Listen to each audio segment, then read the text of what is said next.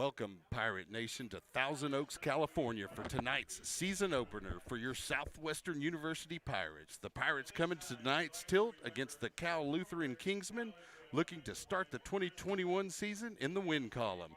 COVID restrictions weighed heavily into last season, causing the American Southwest Conference to cancel its fall slate and created a shortened, modified schedule in the spring for its constituents.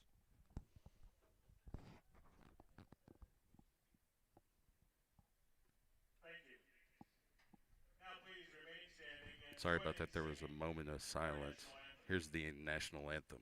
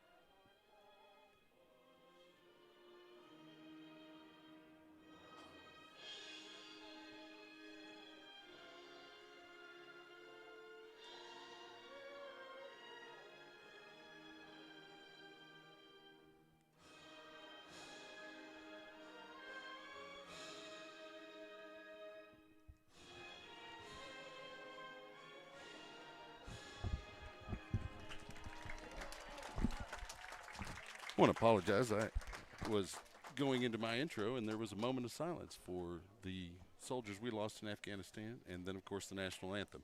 As I was saying, COVID restrictions weighed heavily into last season, causing the American Southwest Conference to cancel its fall slate and created a shortened, modified schedule in the spring for its constituents. The Southwestern football program was limited in workouts, meetings, and overall preparation by the COVID restrictions, while Cal Lutheran and its Southern California Intercollegiate Conference mates did not have competitive football games in 2020.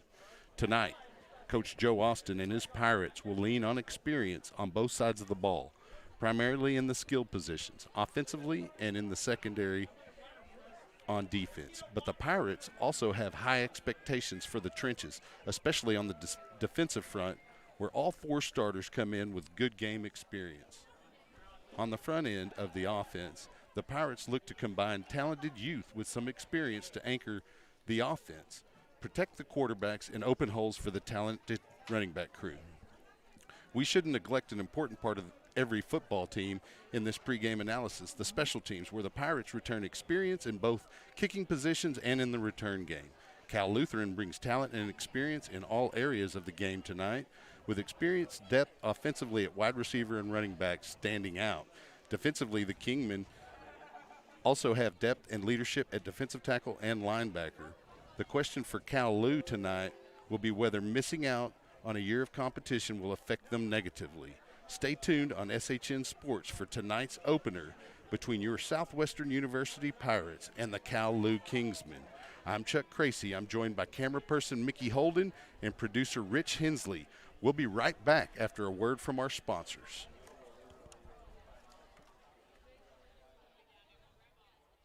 Southwestern University Football Weekly would like to thank the following corporate sponsors for making this broadcast possible: Antioch, Georgetown, Chapel Realty Group, Roger Chapel, Chick-fil-A, Chisholm Trail Pediatrics, CJ's Catering, Hewlett Chevrolet Buick Volkswagen, Double Dave's Pizza, Eagles Wings Home Services, First Texas Bank, Gary Brown CPA, Georgetown Commercial Properties, Georgetown Shirt Company, Georgetown Title, Groove Line Productions, HEB, Hello Georgetown, John F. Lewis CPA, Mighty Fine, Minuteman Press Waterboy Graphics, Primerica Financial Solutions Derek McGill, Ross and Champion CPAs, Rudy's, St. David's Georgetown Hospital, Schlotsky's, Sheraton Austin Georgetown Hotel and Conference Center, Stephanie Featherstone State Farm, Upstream Investment Partners Scott Olson, Whataburger, and Wolf Ranch. Be sure to thank these local businesses for sponsoring your Southwestern Pirates.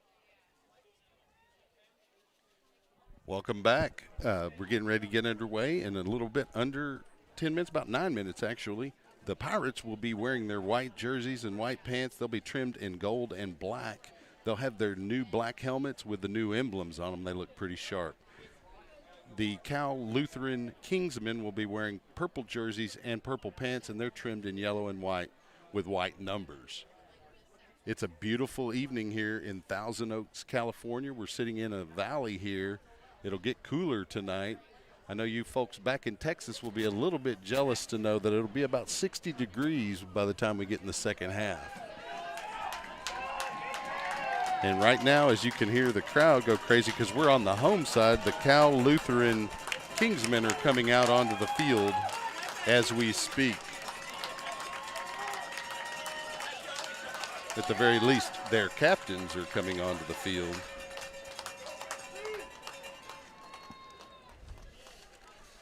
And their captains will include James Holland, wide receiver,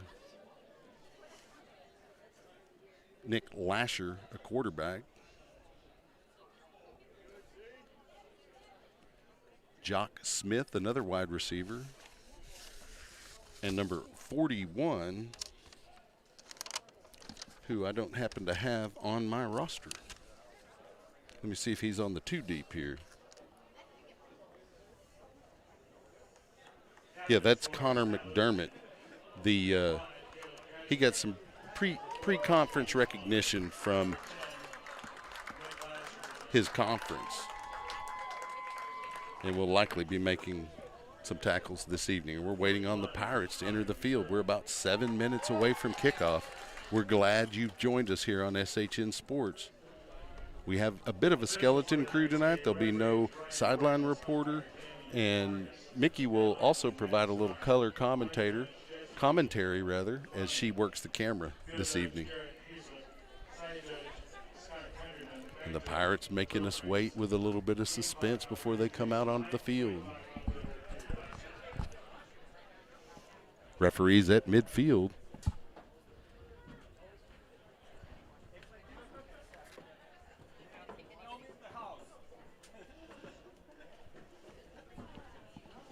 Waiting for the captains from the Pirates so we can get the pregame coin toss flipped.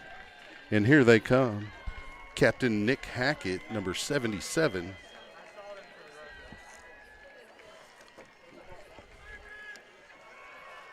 Also, offensive captain, number 22, Brandon Jennings, along with number 2, kicker/punter, Will Erbst.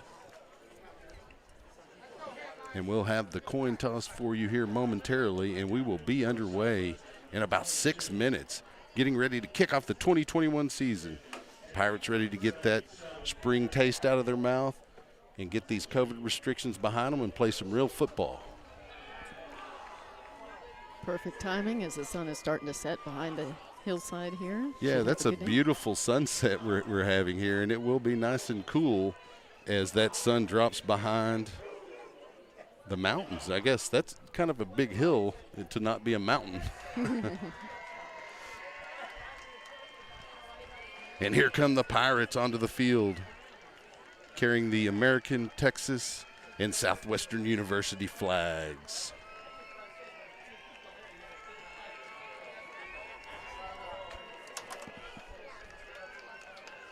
Coin toss is in the air. And the Cal Lutheran Kingsmen have won the toss but have deferred to the second half. There's a discussion about which end of the field the Southwestern University Pirates will be receiving the football to open tonight's ball game and to open the 2021 season.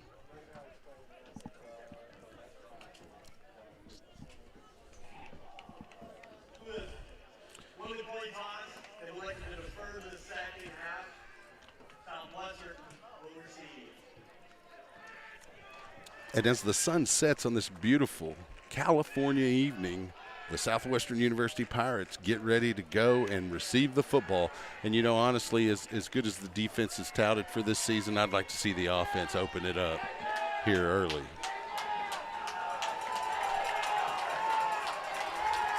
As you can hear from the crowd, that it's a pretty raucous bunch here at Cal Lutheran University. They've waited over a year, almost 2 entire years, without a competitive football game, so they're ready to strap it up and knock heads with our Southwestern University Pirates. We're about 3.5 minutes away from kickoff as the Kingsmen continue to pour onto the field. The full roster of the Kingsmen here. The Southwestern University Pirates traveling with a smaller squad due to the travel. We had a significant travel day yesterday,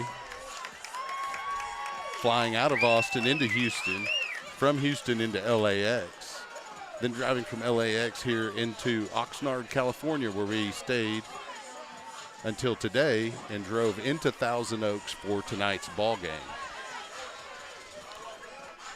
It's a pleasure to be a part of the SHN crew covering Southwestern University Pirate football because we get to spend these travel experiences with the team. We get to have meals with the team. We lodge in rooms in the same hotel with the team. You get to know the coaches and the players. And many of these players on the Southwestern University Pirates are very fine young men, along with being great athletes and great students. You don't get into Southwestern University if you make poor grades. That's right. And they are good young men. That's I've right. Had the pleasure of doing the coaches show for the last couple of seasons, and we interview these young men, and I tell you what, they are impressive. Back deep to receive the kick here for the Pirates is going to be number 19, Adrian Garza, and number 3, Austin Costilleja.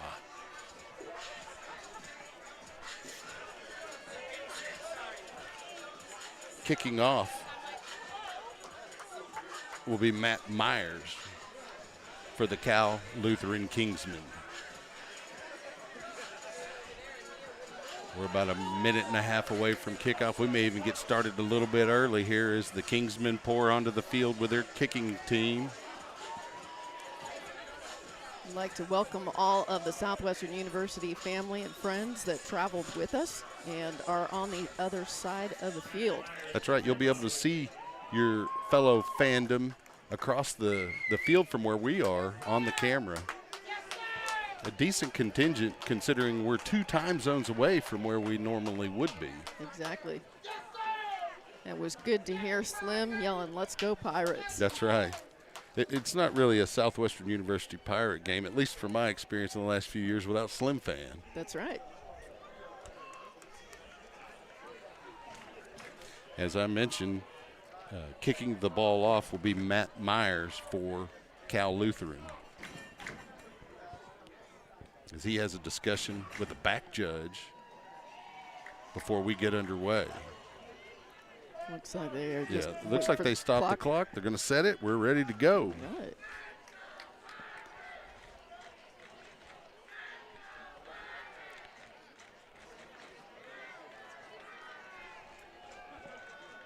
So Myers lines up the football onto the tee, takes his steps back. Not a lot of wind here. Should be able to get a pretty good kickoff. Might get a good return from Garza and or Costilleja. Kicked deep. It's going to be fielded by Garza around the 8. He carries it over to the 10, 15, cuts out. He's going to be wrapped up around the 18. Brought down by number 85. Yeah, that was number 85 is correct. And 85 on the roster is Chris De La Love, a wide receiver out of Rockland, California. So it'll be 1st and 10 for the Pirates at the 19.5-yard line. We'll get to see that youthful yet talented offensive line here early. The quarterback for the Pirates, Landry Gilpin, has in the backfield with him number 5, Easton. Check that. It's DJ McCown. Gilpin drops back, scrambles forward, breaks into the open, carries it over the 20 to about the 24, where he's wrapped up by number 13, and that's Jackson White. And we have a flag on the play. The flag right where the tackle happened. Ball's going to be marked at the 24. We'll see what the call is.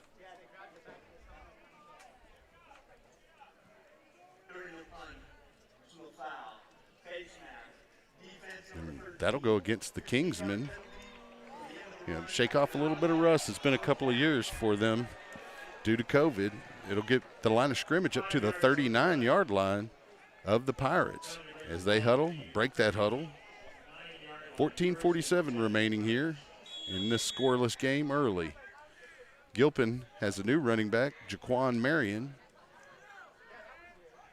Gilpin takes the snap, hands to Marion straight ahead, and he's met in the hole by number 41, Connor McDermott. And we'll see a lot of tackles from McDermott. He's a pre-conference all-star or all-conference pick. Second down and 10. Looks like they might have given the Pirates about a half-yard gain there, maybe a yard. We'll make it 2nd and 9. Gilpin in the backfield with the running back, Jaquan Marion. Gilpin takes the snap, fakes to Marion, flips it out into Costilla near the 40. He carries up over the 40 to the 42 where he's stopped by number 44, Matt Flynn, a junior out of Woodland Hills, California, El Camino Real Charter High School. It's going to be 2nd and 7, or make it 3rd and 7. Ball marked at the 42-yard line. Into the game comes Joey Robinson for tight end. The running back still Jaquan Marion with Gilpin. 3rd and 7. 13:25 remaining in the first period. Gilpin takes the snap, rolls to his right, finds a hole, scrambles out. He breaks a tackle up over midfield into Kingsman territory and steps out of bounds at the 44-yard line. First down, Pirates. 13:10 remaining in the first period. Great run by Gilpin. Did a nice job staying in bounds to pick up about an extra 7 yards there. And that young offensive line did a good job of staying with their blocks to open that gap on the right. Looks like they're going to mark it at the 43. Jaquan Marion in the backfield with Gilpin. Gilpin brings the man in motion. He lines up tight. Gilpin takes the snap, rolls to his left, steps forward. Intended for Costilleja across the middle, incomplete. He was covered by number 12, Keyshawn Charles. That'll make it 2nd down and 10. It'll stop the clock with 12:49 remaining here in the first period. Of course, we're still scoreless as the Pirates are under their opening drive, which started at the 18-yard line. New running back into the game is number 32, Gianni Tasigi with Gilpin. They'll bring a man in motion. They'll hand to that man in motion. That's number 19, Adrian Garza, and he's going to be dropped for a loss. Number 5 is standing there waiting for him. That's Caleb Cashmere, another one of their pre-conference, all-conference picks. Loss on the play of about 5, and it's going to make it 3rd and 15. Ball marked at the 48-yard line. 12:23 remaining here in the first period. Big play here for the Pirates early as they'd like to continue this drive. They've done a good job of moving the ball down the field. At the very least, they flipped it, but they'd like to get a first down here. Marion in the backfield with Gilpin. Gilpin takes the snap. They all move left. Marion comes counter back left to the right and gets hit in the hole by number 57, and he's stopped for a minimal gain. That's Justice Forbes. And it'll bring up a 4th down. The Pirates will bring out the punting unit, and we'll see Will Erbst for the first time this evening.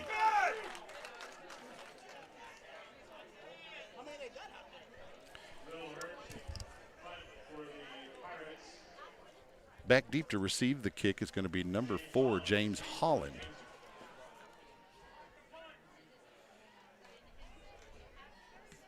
Earps with that left foot puts it into the football, and it's a deep one. He fair catches it at the 4. Probably should have let that bounce into the end zone. It would have been a touchback, likely for sure, and instead they'll have their back against the goal line at the 5-yard line with 11:19 as they open their first drive of 2021 near their own goal line. Probably a little bit of cobwebs there they need to brush off.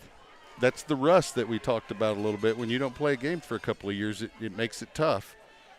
Game situations are different than practice. Especially with one with that much hang time. Yeah, it's a little easier to read. Nick Lasher's the quarterback for Cal-Lou. Running back's number 21, Jackson Taylor. That's straight ahead to Taylor. Brought down by 94. On the stop, it's J.J. Slack, number 15, also there, number 94, Jason Lund. Minimal gain of about a yard. It's going to be second down.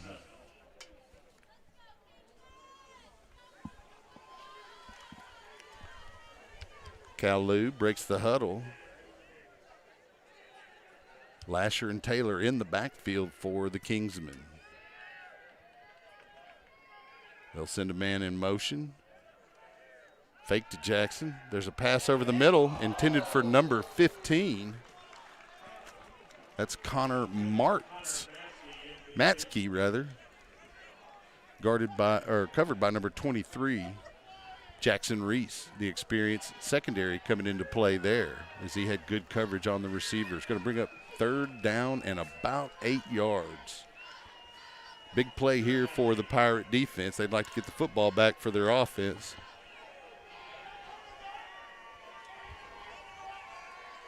Lasher and Taylor in the backfield for the Kingsmen.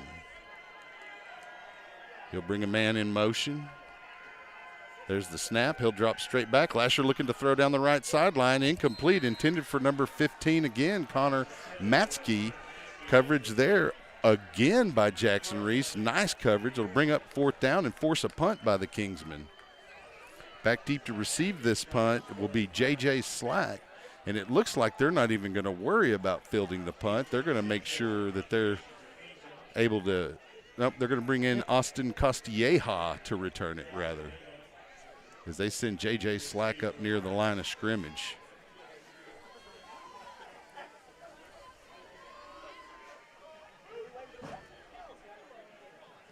The Pirates have too few men on the field. The punt is off. Costilleja moving that direction. It takes a Kingsman bounce. Costilleja fields it at his own 46, and as he's going backwards, he's going to be tackled at the 40, where it'll be first down for the Pirates in their second drive this evening. Still good field position, although it didn't work out like you wanted to, and the special teams with a little bit of a mistake there, Mickey. They only had 10 men on the field, and they ran a man out there at the last second, so they almost ran that punt with just 9 men on the field. So Costilleja smartly picked it up. Otherwise, that ball could have rolled inside the 30. Yeah, it was definitely heading towards the wrong end zone. Gilpin will come out in shotgun formation with DJ McCown beside him in the backfield. 10:25 remaining on the clock. Gilpin fakes to McCown, drops straight back, tucks it, runs, ball's on the ground, and it's recovered by the Kingsmen. Number 15. Oh, yeah, no, that's number. Yeah, number 15. Number 15,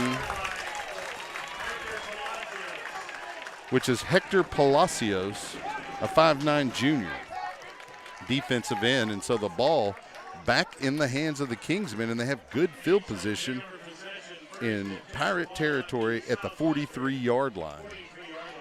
Looks like they did a good job of punching it out. Gilpin had a good hold on it, but they got a fist on it instead.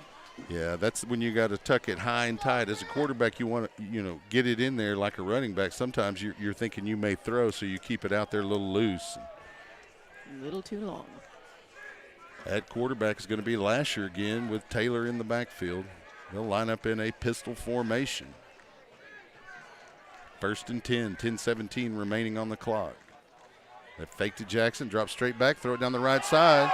Coverage there by 23 of. Flags flying. It was good coverage, and their flag's down, but that's Jackson Reese again covering the receiver. It looks like there's going to be an interference call or a hold possibly. Let's see. Box remains at the line of scrimmage, so they can be sure. Looked like Reese got a hand up in there, and I think they called that enough to. He was able to get his hand on the ball, but he may have had that was his left hand, but he may have had his right hand on the receiver's shoulder. It looks like that's the reason the flag was thrown.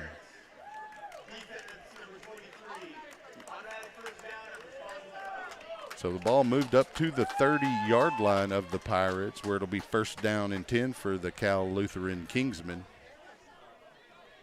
So both teams have a little cobwebs and rust to brush off tonight. But That's right, and California's loaded with athletes similar to Texas. I like to think the Texas kids are a little tougher. We'll see here tonight. Lasher still at quarterback with Jackson in the backfield, a little bit to his side in the formation. 10-12 remaining. He'll bring a man in motion. Angel, and they'll hand it to Angel, and he doesn't have much there. Leading the charge for the Pirates is going to be number 94, Jason Lund. Also there, Nick Hackett. They're going to give him a gain of 1. It'll be 2nd and 9 with 9:54 and counting on the clock. Looked like Camden Terry got some action on there too. Yeah, the secondary, they like to come up and make hits here for the Pirates, so we'll see a little bit of that tonight. 9:40 and counting. Lasher, Taylor in the backfield, pistol formation. 2 receivers on the bottom here, 1 at the top. Tight end on the right. There's the snap. They'll hand to Jackson off the right side.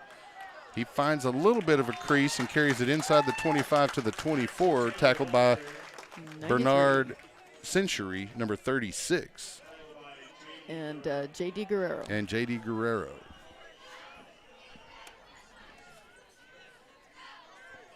That'll make it 3rd and about 4 yards to gain another first down. Looks like they need to get just near the 20 to pick up the first, ball marked at the 24. We're at about 8:55 remaining in the first period. Kingsmen break the huddle. Lasher, Jackson Taylor in a pistol formation. Heavy on the receivers here on the near side. They'll bring number 16, Julio Angel, in motion. They'll hand to Taylor, though. He'll pull it. And Lasher has open field on the right side. He's tripped up, but he's able. He stopped at the goal line. Number 23 for the Pirates, Jackson Reese, with a touchdown-saving tackle. Trips him up, and he's down at the 1, but they're knocking on the door, the Cal Lutheran Kingsmen, with 8:28 remaining here in the first period. Lots of football to play. Big moment for the defense here.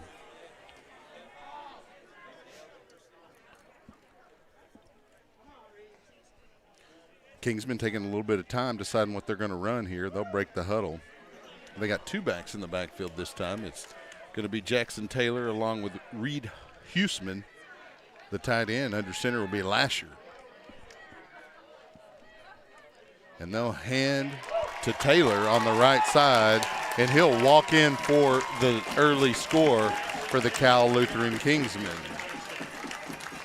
So they start the drive at the Pirate 43-yard line after the Gilpin fumble and march it in for a touchdown.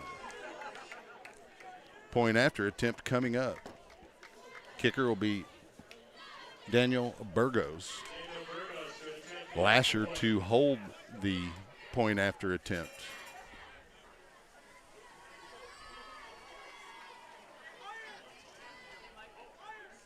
Snap, hold, and the kick is up. It's no good, wide left. So the score will be 6-0. The Cal Lutheran University Kingsmen over the Southwestern University Pirates. We'll be right back after this quick break.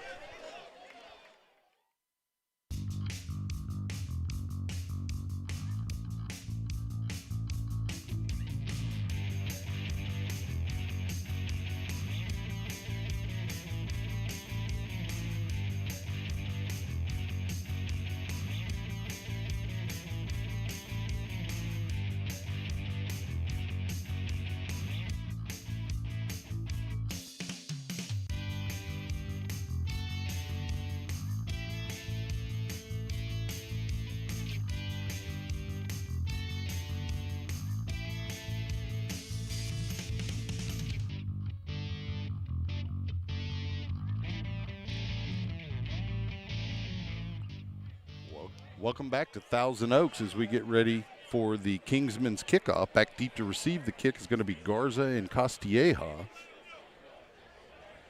Kicking for the Kingsmen is going to be number 3, Matthew Myers. 7:55 remaining in the first period. It's a deep kick. It's going to be fielded by Garza around the 12. He'll follow Castilleja up the right numbers. He gets it out on the outside over the 30-35, and he's forced out of bounds near the 40-yard line. Looks like he stepped out at the 33-yard line where it'll be 1st and 10 for the Pirates. This will be their 3rd possession. The first possession started at the 18, and they drove it down to around the 40-yard line of the Kingsmen before they had to punt. The second possession started at the 40, and they did turn the ball over, which resulted in a Kingsman touchdown. So we'll see what the offense can put together here. 1st and 10 from their own. Looks like they're going to mark it at the 32-yard line. 1st and 10, Pirates from their own 32.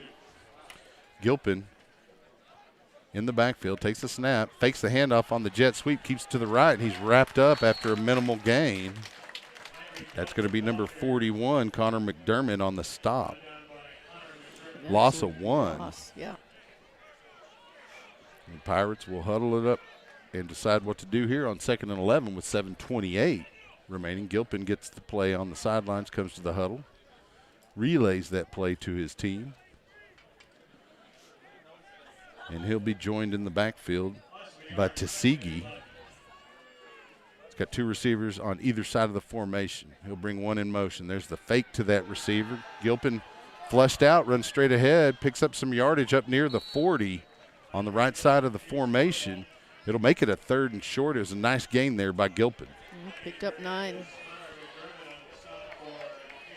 You know, the Kingsmen are doing a pretty good job with their defensive line getting upfield, but it's creating lanes for Gilpin to take off, and he was able to pick up about 8 yards there.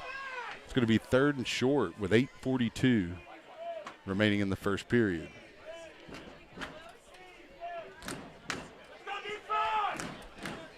Or it's 6:32. Goalpost is blocking my view.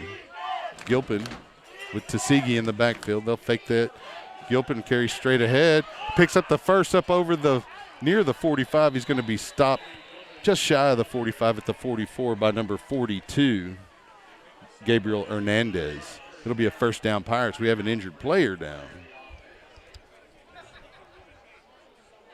And he's receiving attention. We'll have a short break here. We'll stay with the broadcast. Looks like that might be Brian Gutierrez, the left guard, 5'10" sophomore. The Pirates will go to the sideline while Gutierrez is tended to. Got to be cautious with these injuries, especially this early in the season, but really any time. Yep. I gotta say the Pirates have a great medical crew and trainers. Yes, very dedicated crew of coaches and administrative staff, including the trainer and his team. And of course, they did all travel with the team. Yes. So they are in very good hands. Looks like they're working on him. They're going to make sure he's okay. And it is, the temperature's dropping here in Thousand Oaks. It's a beautiful evening. The stadium's set here in the valley. Great crowd turnout on both sides of the field. Looks like Gutierrez is going to be able to get up on his own. And mostly get out off the field under his own power, getting a little bit of assistance there from the training crew. So with 6:20 remaining, it'll be 1st and 10 for the Pirates. Ball at their own 44-yard line. Looking to try to answer the Cal Lutheran Kingsmen touchdown. So Gilpin will come out with his offense. Tuskegee in the backfield with him. Got 2 receivers top of the formation, 1 here on the near side.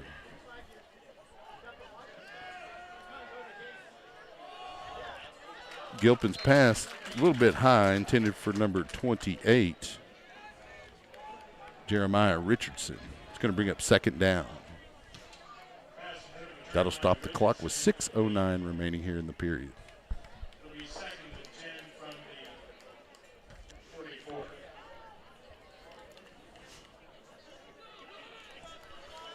44. And still this Cal Lutheran crowd really rowdy as we're on their side. You know, you can tell they're excited to have football once again. Well, and of course, that was their first scoring drive in 2 years. Right. Can't blame them. Tuskegee and Gilpin in the backfield. Gilpin takes it, rolls to his left, has to be flushed forward, picks it up, decides to tuck it as there's just too much pressure from the Kingsman defense. Getting the sack will be Zion Brown, number 2, a defensive back out of Victoriaville, California, Oak Hills High School. It's going to be 3rd and long for the Pirates. Ball marked at the 39. They need to get to the 46-yard line of the Kingsmen for a 1st down to be able to continue this drive. Gilpin comes in with the play. Pirates huddle. They break the huddle. New running back in. That's going to be DJ McCown. Check that. That's Marion. Marion takes the handoff. He moves to his right, cuts up at the 40, carries up over the 42 near the original line of scrimmage. He's going to be stopped by number 5, and that's Caleb Cashmere, also in on the stop, Zion Brown. It's going to be 4th down. So the Pirates will bring out the punting unit. Will Earps will come out. Back deep to receive is going to be number 1, Cameron Jones. Looks like they replaced their kick returner after that little bit of a hiccup, taking a fair catch on the 4 after the last punt. Earps takes the snap, puts his foot into it. Nice kick. It's going to be fielded by Jones at around the 15. He carries up over the 20 to near the 25, make it the 27, where he's going to be stopped. The number 9. Yep, number 9. Patrick Nicholas. Patrick Nicholas making the tackle there for the Pirates. So it'll be 1st and 10 with the ball at the 27-yard line for the Kingsmen. Nick Lasher will remain the quarterback. Running back will remain Jackson Taylor. In the formation, they have 2 here on the near, 2 wide receivers on the near side, a tight end and a wide receiver on the far side of the field. Pistol formation.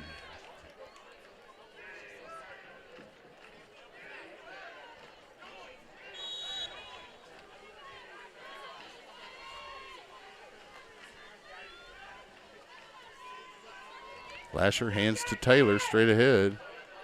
He gets a couple of yards. He keeps driving his feet, but the Pirate defense is there. It's going to be a decent game. Looks like about 6 yards. They're going to mark him at the 34-yard line.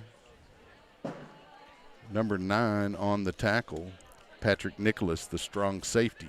And number 90, Noah Clarkson, pulled him down with him. He was the one on the bottom of that pile. It's hard to see those guys on the bottom. They're usually the big linemen. 4:03 remaining in the period and counting. Lasher with Taylor in the backfield. Taylor just to his left. 2 receivers on the near side, 1 on the far side. They'll bring that receiver in motion, fake a counter back to Taylor. He'll pick up a few yards and looks like he'll have a 1st down. He's tripped up by number 15, J.J. Slack. But it'll be 1st and 10 at the 36-yard line. Make it the 37-yard line with 3:35 remaining in the first quarter.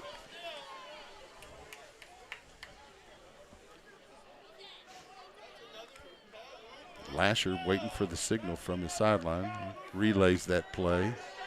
He'll have Taylor in the backfield. It'll be a pistol formation, 2 receivers top of the formation, 1 on the near side. 3:13 and counting.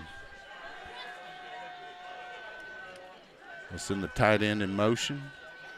Lasher will fake to Taylor, drop straight back, throw it on the right side, intended for number 15, incomplete. That's Connor Matsky, the intended receiver. And again, good coverage by number 23. Yeah, he's like a blanket out there, Jackson Reese. Yep. Been a starter for the Pirates for a few seasons here. One of the more experienced DBs in what is essentially a very experienced defensive backfield for Southwestern. 3 minutes on the clock, second down. Taylor, the running back, pistol formation for Lasher. 2 receivers top of the formation, one here on the near side.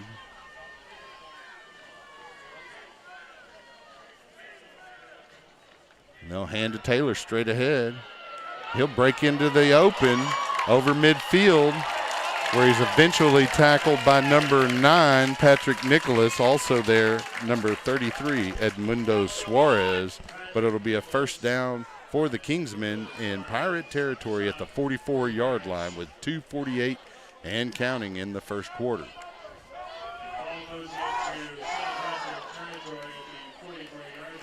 Taylor will remain the running back with Lasher the quarterback. 2 receivers at the top of the formation, one on the near side.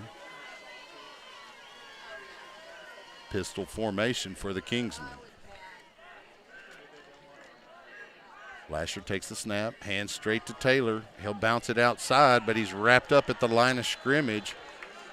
That's number 36, Bernard Century on the tackle. No gain on the play will make it second down with 2:10 and counting in the quarter. Quick wrap up there. Nice job. Yeah. Century makes a lot of good, solid tackles, and you like to see that from your DBs.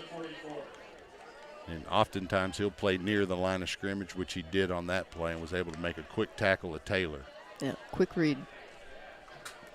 Lasher and Taylor are in the backfield for the Kingsmen. We have 2 receivers on the near side, 1 on the far side, tight end on that far side as well. They'll bring a man in motion. They'll fake to him, drop straight back. Pass down the left sideline, intended for 13, incomplete. That is Jaquan Thomas, but he's covered. Number 4, Elijah Norris. Yeah. Perfect timing on that hit. Great coverage by Norris there. 5'9", 158-pound junior out of Little Elm, Texas, went to Braswell High School.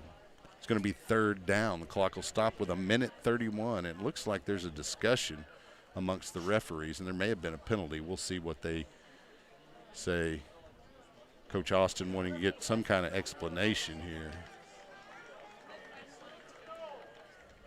There is a flag down. I see it now. The referee's standing over it.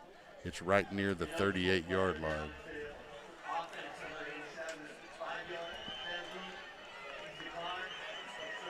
It's going to be 3rd and 10 as the Pirates decline the ineligible receiver downfield. Just because you're wearing an 87 doesn't mean you're eligible. It depends on where you line up, and evidently he was not an eligible receiver and made his way downfield. And he's now being called off the field. And that's Ben Anderson, the tight end.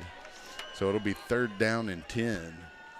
Pistol formation for Lasher. He'll have Jackson Taylor behind him, 2 receivers on either side of the formation.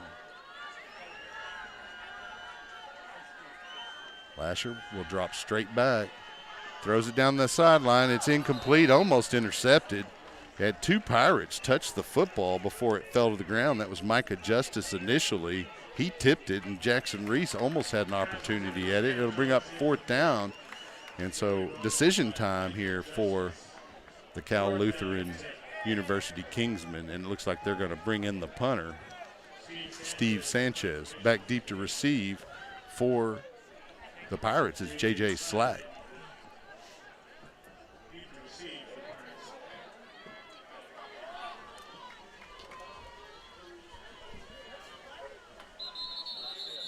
We got flags on the play. Might have been a delay. Not sure what it was. No, there were still seconds on the clock.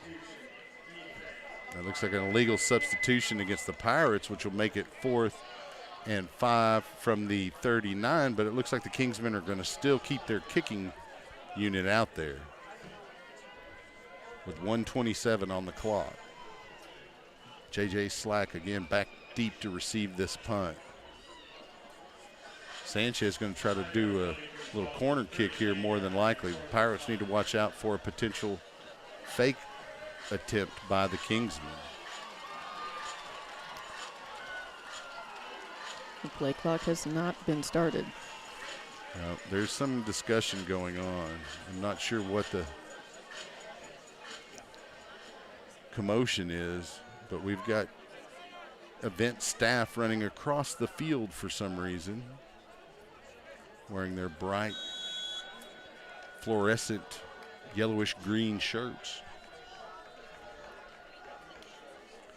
Looks like we got it straightened out. And it is a fake. Snap directly to number 15, Matsky.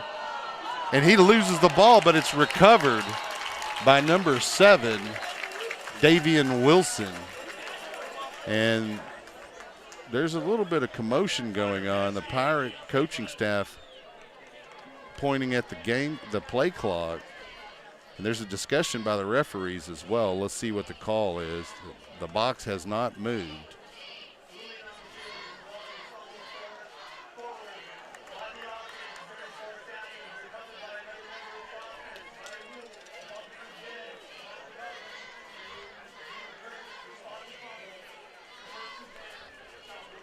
So because the fumble went forward and was recovered by a Kingsman, it'll be Pirate football at where the fumble was recovered.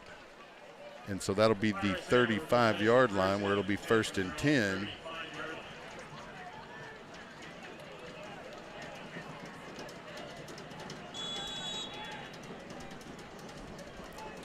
Gilpin will line up under center. Marion in the backfield. They'll hand to Marion straight ahead. He gets off the right guard, will carry it for about 6 yards. There's a big old pile of bodies there. But it'll be a nice gain on 1st down for the Pirates. Getting up off the bottom of that pile is Jackson White, a 6'3" defensive lineman out of Encino, California.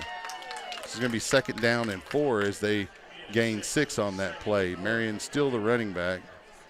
Gilpin again under center. They'll bring Garza in motion.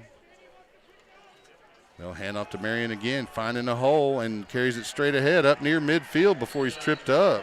It'll be a 1st down Pirates. There on the stop will be number 12, Keyshawn Charles out of Stockton, California. It'll be 1st and 10 for the Pirates from their own 48. And the Pirates shift their offense out of a pistol to more of a traditional under the center single back set, more of a pro set. They're picking up the pace, too. 2 receivers in the formation. Marion behind Gilpin, and they'll hand to Marion again. He's got room on the outside. He's run down from behind near midfield by number 2, Zion Brown. So a gain of about 2 yards. They're going to give him midfield. So it'll be 2nd down and 8 for the Pirates as the first quarter will wind down 3 seconds, and that's the quarter. We'll take a quick break to hear from our sponsors, and we'll be right back momentarily here on SHN Sports. Southwestern University Football Weekly would like to thank the following corporate sponsors for making this broadcast possible: Antioch, Georgetown, Chapel Realty Group, Roger Chapel, Chick-fil-A, Chisholm Trail Pediatrics, CJ's Catering, Hewlett Chevrolet Buick Volkswagen, Double Dave's Pizza, Eagles Wings Home Services, First Texas Bank, Gary Brown CPA, Georgetown Commercial Properties, Georgetown Shirt Company, Georgetown Title, Grooveline Productions, HEB, Hello Georgetown, John F. Lewis CPA, Mighty Fine, Minuteman Press Waterboy Graphics, Primerica Financial Solutions Derek McGill, Ross and Champion CPAs, Rudy's, St. David's Georgetown Hospital, Schlotzsky's, Sheraton Austin Georgetown Hotel and Conference Center, Stephanie Featherstone State Farm, Upstream Investment Partners Scott Olson, Whataburger, and Wolf Ranch. Be sure to thank these local businesses for sponsoring your Southwestern Pirates.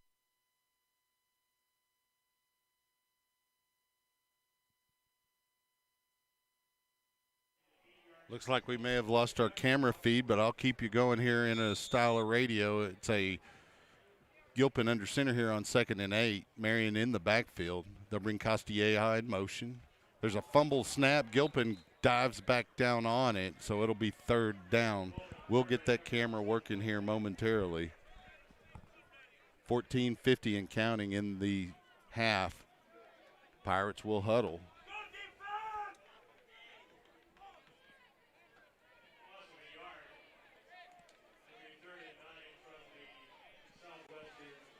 So it will be 3rd down and 9, ball at the 49-yard line. Gilpin under center. Marion remains the running back behind him. He's got 2 receivers. They'll bring Castilleja in motion. They'll fake to Marion. Gilpin throws it down the middle of the field, intended for number 10, Eric Ovalle, and broken up by number 17 of the Kingsmen. That's going to be J.D. Lang. So there's going to be 4th down, and the Pirates will bring out the punting unit as Will Earps comes in. Back deep to receive the punt is going to be Cameron Jones.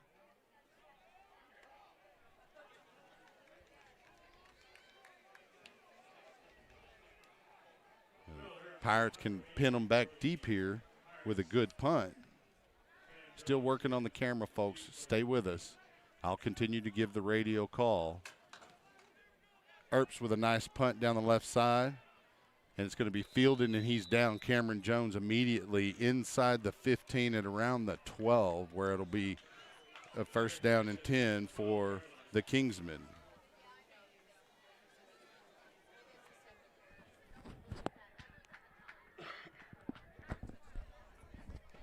The Kingsmen huddling here on the near side with 14:10 remaining in the half.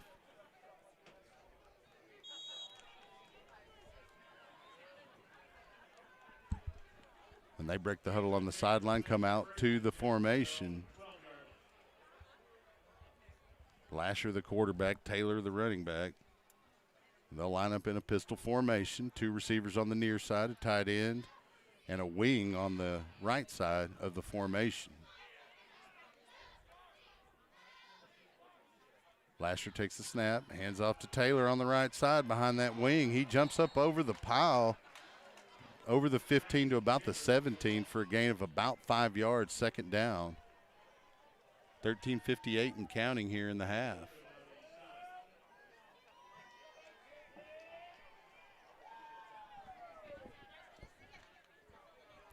Break the huddle. Taylor remains the running back with Lasher in a pistol formation. They have 1 receiver here on the near side along with a tight end.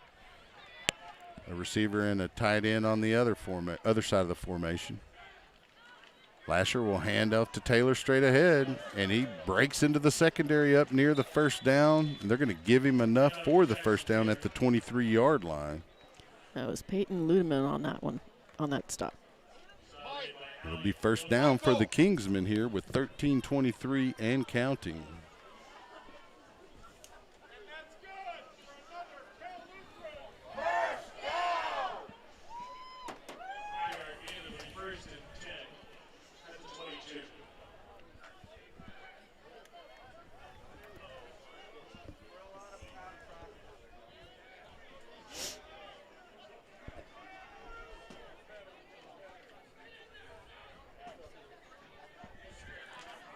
So 1st and 10. Lasher takes the snap, hits the receiver on a slant. That's number 13, Jawan Thomas, and he'll pick up a 1st down. He's going to be stopped by Peyton Ludeman.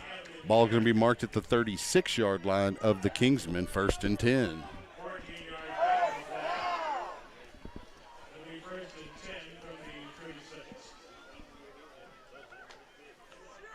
Kingsmen break the huddle. Taylor, the running back, behind Lasher in a pistol formation.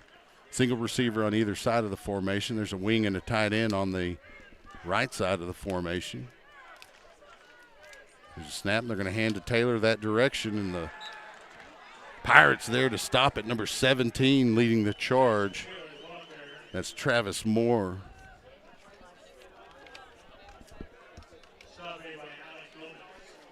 Check that as Alex Gomez on the tackle, a linebacker.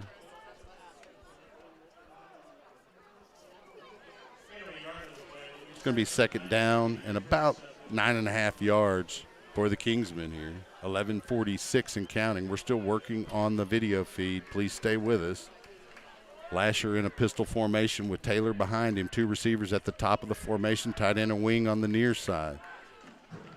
There's the snap. They fake the handoff to Taylor, drop straight back. Lasher throws deep down the middle. Receiver's open. He's at the 10-5, and that's going to be a touchdown for the Kingsmen. That's number 4, James Holland, for the score, and that'll make it Kingsmen 12, Pirates 0. Point after attempt coming up. After the point after attempt, we'll take a quick break and see if we can get this video feed working for you. Right now it's 12-0 with 11:24 remaining in the half. The point after attempt coming up. In to kick it, Matthew Myers.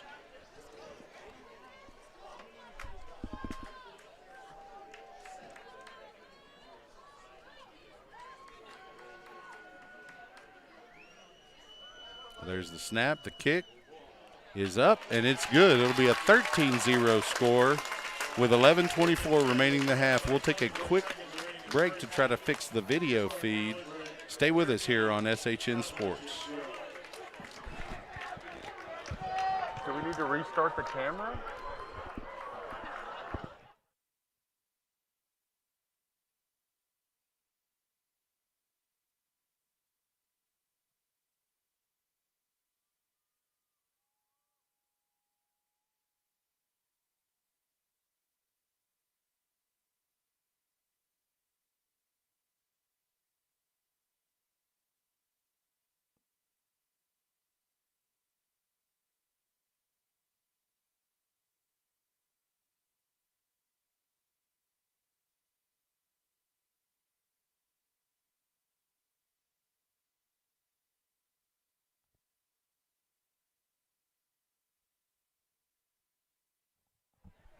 Kicking off for the Kingsmen. Going to be number 19, Daniel Burgos. Back deep to receive will be Castilleja and Garza.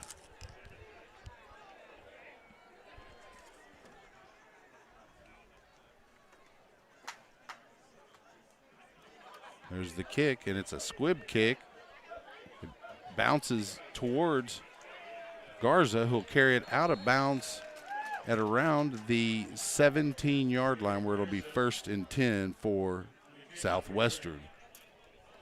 Still working on the video feed, folks. We'll continue to give you the radio play-by-play broadcast until we can get that up and running. Not sure what has failed.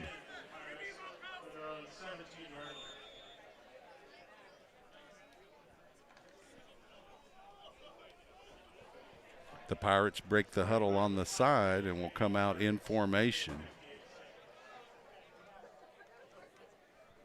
Marion will remain the running back for the Pirates. Gilpin, the quarterback, under center. We've got 2 receivers here on the near side, 1 in the far, and he'll come in motion. That's Castilleja. Gilpin goes to the right, pitches to Marion, who cuts it up at the 20, up over the 25, near first down yardage, where he's stopped by number 41, Connor McDermott. And it is enough for a first down. Nice gain there by Marion. 11-13 and counting here in the half. 1st and 10 Pirates. Ball marked at the, looks like the 29-yard line.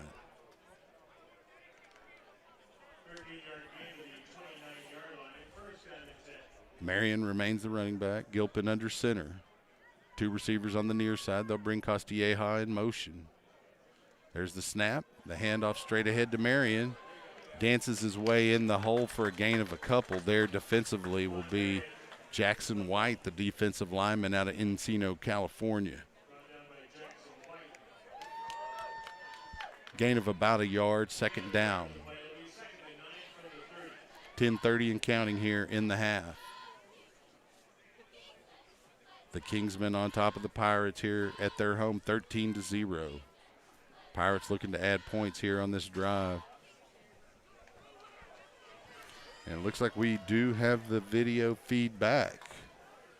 Pistol formation. We got a new running back.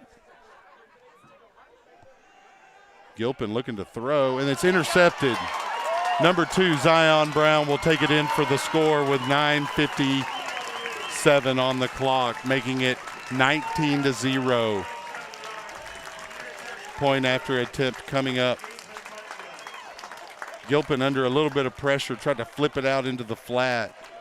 Zion Brown stepped right in front of that and had no one in front of him, nothing but green, and able to take it in for the third Pirate, or rather Kingsman touchdown of the first half. Coming in to kick the point after attempt will be Matthew Myers. Lasher will do the honors and hold.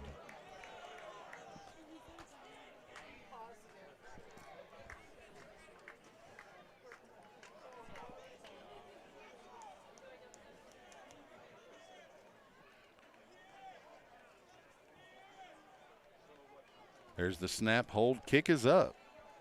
And it is good off the scoreboard for a 20-0 score with 9:57 remaining in the half. Stay with us here. Pirates looking to answer right after the touchdown by the Kingsmen.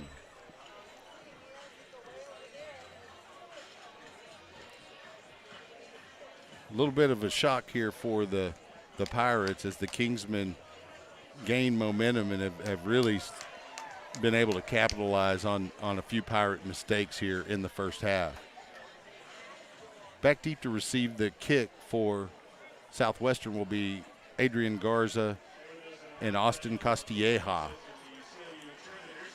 Kicking off for the Kingsmen will be Daniel Burgos, number 19, as he lines it up on the 35-yard line.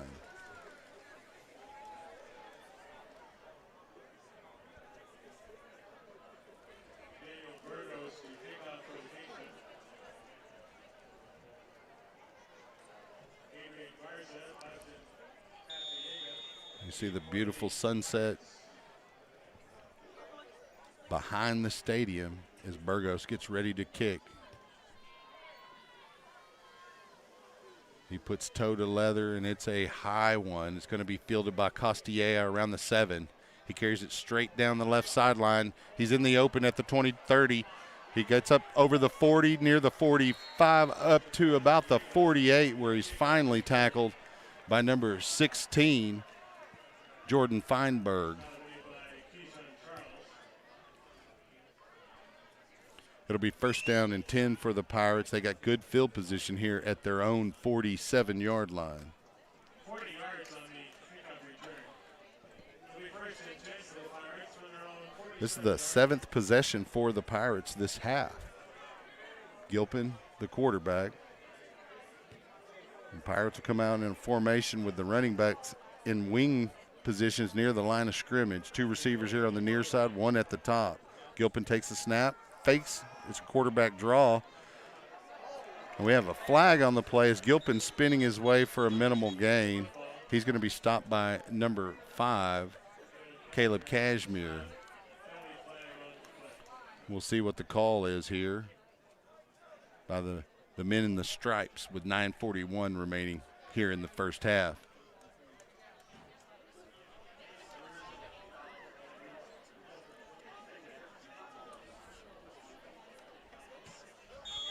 Looks like they picked up the penalty flag. It's going to be second down and 10 yards to go. The Pirates will break the huddle.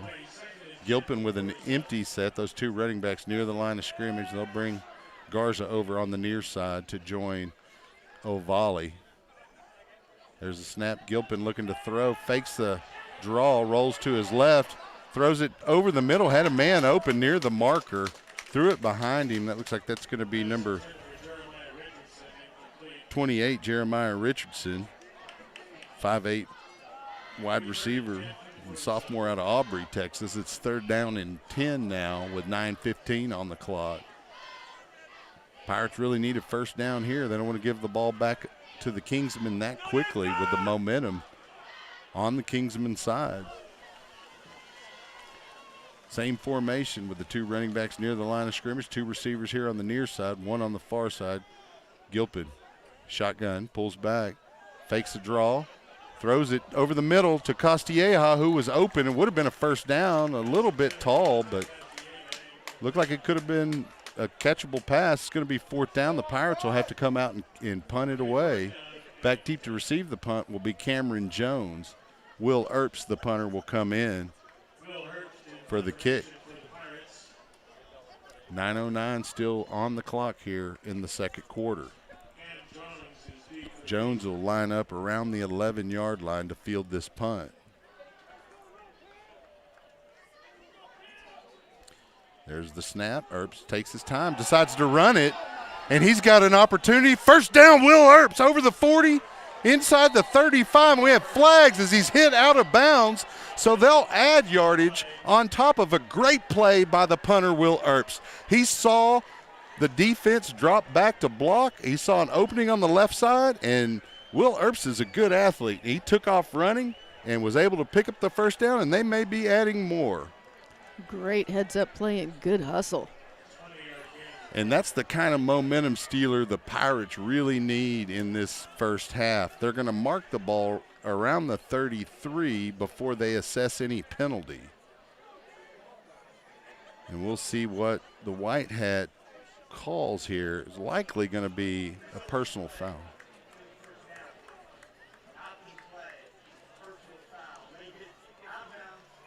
And it will go against the Kingsmen. And that'll put the Pirates in a nice position to score. Great play by the punter, Will Earps. Obviously advised by the staff to see if they, drop back and leave that open. And he certainly fleet of foot enough to pick up the first, and the ball will be marked at the 18-yard line. 1st and 10 Pirates. 8:58 on the clock. We got a new quarterback in the game, Coleman Kerr, under center. He'll take the snap. He'll hand off straight ahead to the running back, and looks like that running back is not going to get much. I didn't see who it was. Tackle made by number 44, Matt Flynn. No gain on the play. Looked like that was number 6, Jaquan Marion. So it will be 2nd and 10.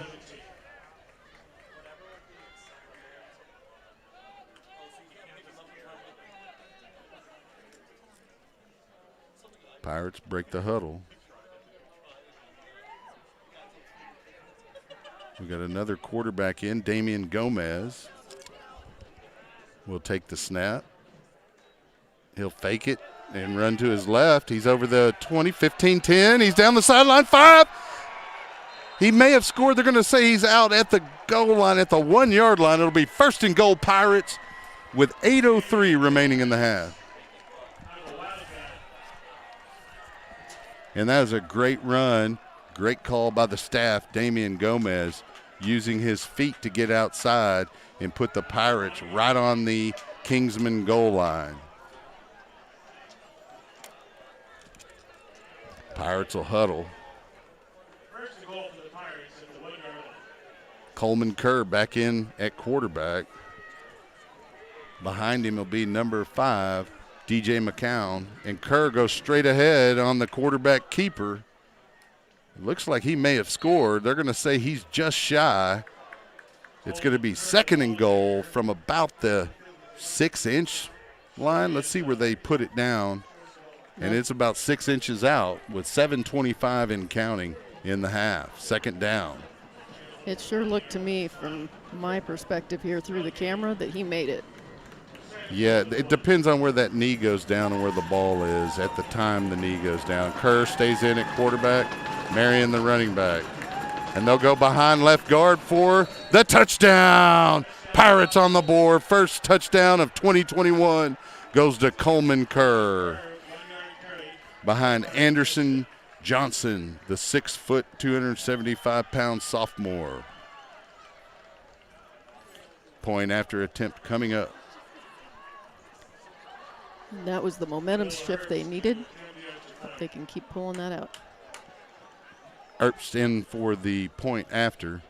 Earps really swinging momentum towards the Pirates with that fake punt. There's the snap, hold, and the kick is up.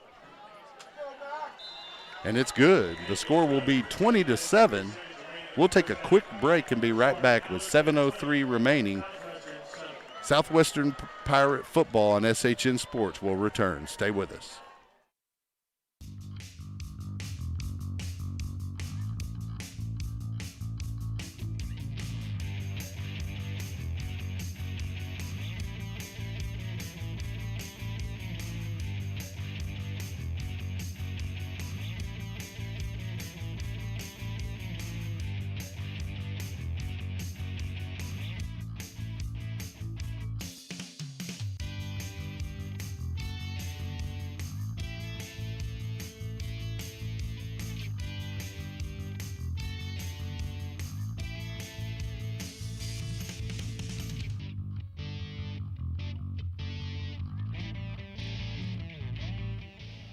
Welcome back. Back deep to receive the kick is going to be J.D. Lang, and Jackson Taylor, the running back. Kicking for the Pirates is going to be number 14, Charlie Fournier. Tight formation there for the Pirates on this kick attempt. Nice boot by Fournier. It's going to be fair caught at the 1-yard line. That is a bad decision by J.D. Lang. And the Kingsmen will have their backs. Oh, wait, they move it up on the fair catch inside the 20, so it'll be on the 25-yard line. I got a little bit excited for no reason there. 7:03 remaining. It's a 27 score, so it'll be Kingsman ball on the 25-yard line. So it was a good play by J.D. Lang. Let me take that back. And the Kingsmen will break the huddle on the sideline. Lasher remains the quarterback. Taylor the running back. They come out in a pistol formation. 2 receivers here on the near side. 1 at the top with the tight end and a wing on that side of the formation. Lasher will hand to Jackson. No, he'll pull it and run to the left. He'll get a nice gain of about 7-8 yards. Great stop by J.J. Slack. Well, we're going to give him 8 yards. It's going to be 2nd and 2. 6:44 and counting. Receivers on the line of scrimmage. The remainder of the Kingsmen break the huddle. Taylor, the running back. Lasher, the quarterback, in a pistol formation. 2 receivers here on the near side, 1 on the far. Lasher takes the snap, hands off to Taylor, straight ahead. He's able to pick up the first down, but not much more than that as the Pirate defense there to make sure he's stopped, led by number 77, Nick Hackett. It'll be a first down for the Kingsmen at their own 36-yard line with 6:16 and counting on the clock here in the first half. It'll be a pistol formation again for Lasher with Taylor in the backfield. Heavy on the receivers at the top of the formation, 1 here on the near side. Lasher takes the snap, hands to Taylor here on the near side. He runs straight ahead. Lund there along with a couple of other Pirates to make that a minimal gain. Maybe a yard, if that. Getting up also off the bottom of the pile is going to be number 93, John Guerrero. They're going to give him actually 2 yards on that play. It's going to be 2nd and 8. That's fairly generous. Yeah. I didn't see progress more than about a yard. It'll be a pistol formation. Lasher, the quarterback. We got a new running back in. That's number 36, Reed Huseman.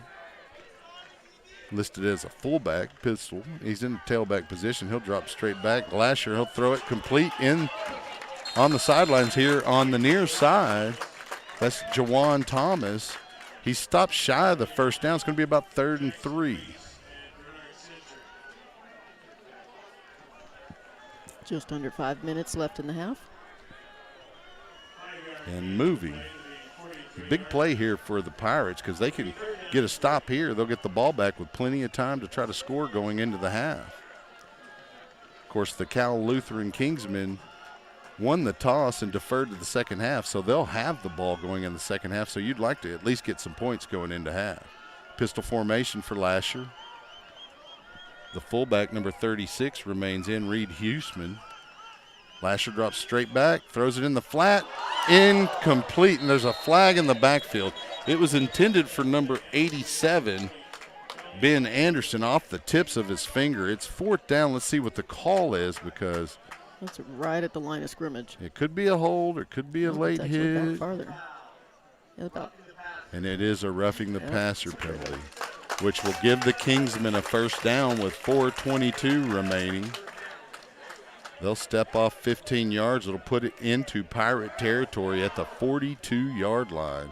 Unfortunate situation there for the Pirates, as they had an opportunity to get off the field defensively and give their offense another opportunity with the football. Instead, it's a 1st down for Cal Lou in Pirate territory. Lasher and Taylor now back in at running back in a pistol formation. 2 receivers here on the near side, a tight end and a receiver at the top. Lasher takes the snap, turns around, hands to Taylor straight ahead off a right guard, and there's a flag comes flying in, a gain of about 3, maybe 2-3 yards, but likely going to be a hold where that flag is thrown. We'll see. A couple of flags came in. And as I said, likely a hold, and it is. The Kingsmen will have their line of scrimmage moved back into their own side of the field at the 48. So it's going to be 1st and 20 for the Kingsmen. 4:10 left in the half. So the Kingsmen break the huddle, come to the line of scrimmage. They're in a pistol formation. Taylor, the running back, behind Lasher.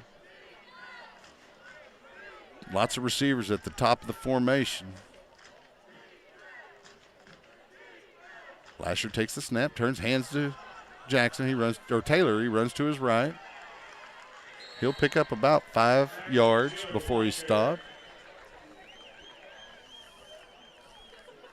They're going to give him inside Pirate territory at the 48. Looks like he only picked up about 2 yards. Well, it looks like they're putting it at the 49. It'll be 2nd down. It'll be 2nd and 17. Jackson Taylor will remain the running back. Nick Lasher the quarterback for the Kingsmen.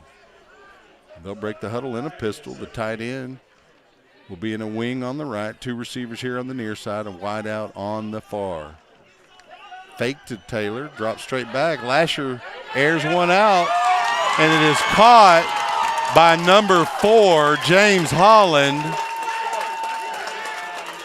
And he's stopped at the goal line, where it'll be 1st and goal for the Kingsmen with 2:52 remaining in the half. Pirates had a man bearing down on Nick Lasher, but he was able to air it out for a deep completion. So the Kingsmen will huddle up and wait for the call from the sideline here, looking to add to their lead with 2:38 and counting. Taylor, the running back. He has the fullback Huseman in front of him. Under center is Nick Lasher. Ball's on the ground. It's just laying on the ground. It's picked up by number 21, Taylor. He'll break a tackle, but the Pirates able to knock him out. We have a flag thrown as well. The line of scrimmage would be around the 8-yard line, but we'll see what the call is here. Could be a hold, could be some kind of penalty against the Pirate defense. Let's see what the referee has to say about it as he discusses it with his crew. Looks like the line of scrimmage is back around the 9 now.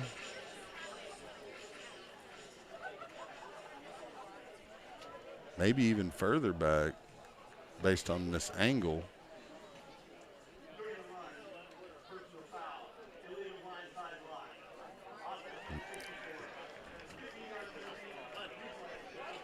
So it'll remain 1st down, but the 15-yard penalty will push the ball out significantly, probably close to around the 25-yard line. It'll be 1st and goal from there. once they step it off. Are they going to step it off from the line of scrimmage? Well, if they do that, that'll put it around the 16-yard line, and it'll be first and goal from the 16 for the Kingsmen. 2:15 on the clock. Both teams have all their timeouts. It's a big opportunity to get a stop here after that big pass play. Lasher with Taylor in the backfield, just to his left.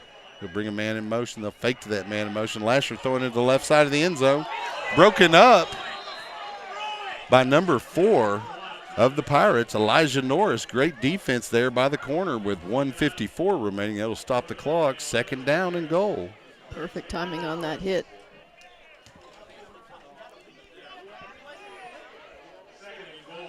That's the second big play that Norris has had tonight. Yep.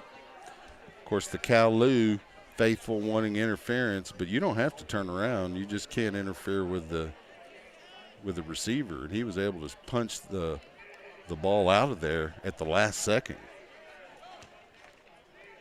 And we have a substitution there for the Kingsmen, and we will have a timeout, Kingsmen. And we'll take a quick break and hear from our sponsors here on SHN Sports. We'll be right back.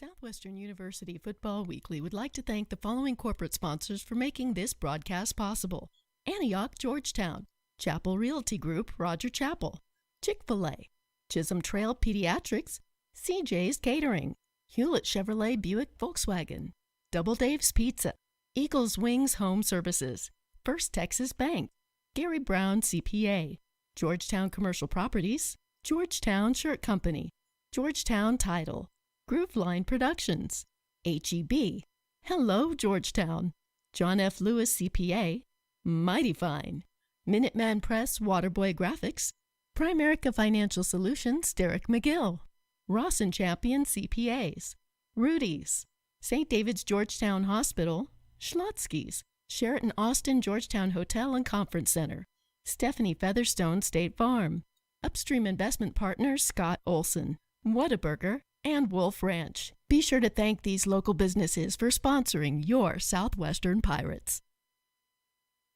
Welcome back. Kingsmen come out in formation after the timeout. Lasher with Taylor in the backfield. We've got 3 receivers here on the near side of the formation, a single receiver on the far side, and there's going to be a timeout, Pirates. We'll stay here with the broadcast. The Pirates wanted to see what they came out in here on second and goal.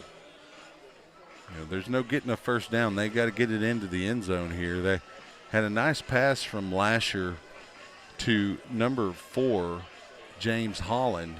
He was stopped just shy of the goal line, and then there was a fumbled exchange between the center and Lasher, and an illegal block in the back occurred on that play, which pushed the line of scrimmage back out to the 16. We had an incomplete pass on that first down after the penalty, and here we are at second down. Quick timeout, and the Pirate defense out on the field. Kingsmen come out from the sideline in formation, a pistol formation. They come out in the same formation with the 3 receivers on the near side and 1 receiver on the right. He's a tall one. I'd look for a fade route maybe on that top side. 1:54 on the clock. Lasher takes the snap. He's going to hand to Taylor instead. He's wrapped up by Bernard Century. No real gain, but maybe about 3-4 yards. It's going to make it third. And we have another flag as there's a little bit of shenanigans going on there in the pile. We'll see who it's against. If it's against the Pirates, it'll be a first down for the Kingsmen. So Pirates are clapping their hands. Might be. Well, it's been a couple of years since these fellas here from Southern California played competitive football, so there could be some shenanigans going on down there in the trenches especially. And there's a discussion with the crew about the call. They want to make sure they get it right here in the opener for both of these football teams. And I got to hand it to the crew. They have done a nice job of not being ticky-tacky on stuff and making sure they get the calls right, which is nice to see. You don't always get that. And here we go with a call.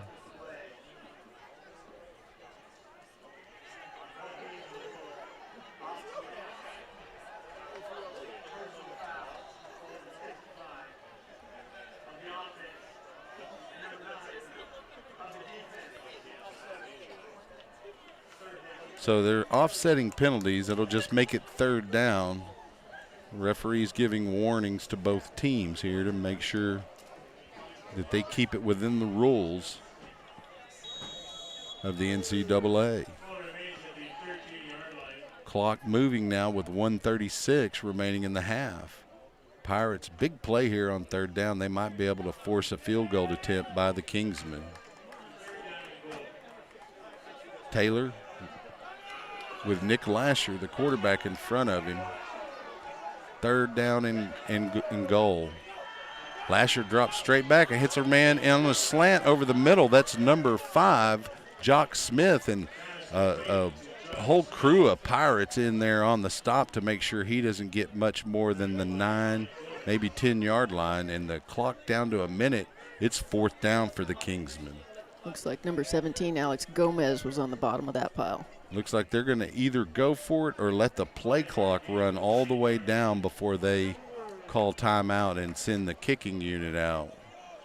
The Kingsmen offense in the huddle except for the receivers.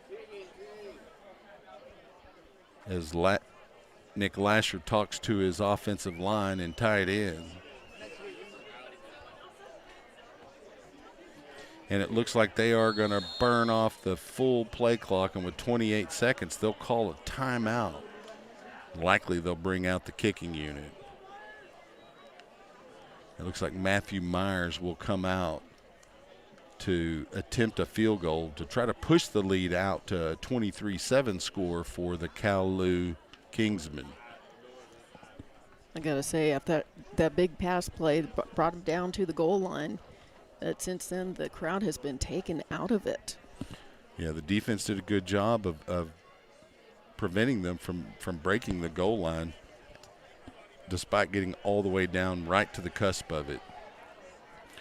And so Myers will come in for the field goal attempt. Pirate defense out on the field to see if they can get their hand on it, prevent it from going through the uprights.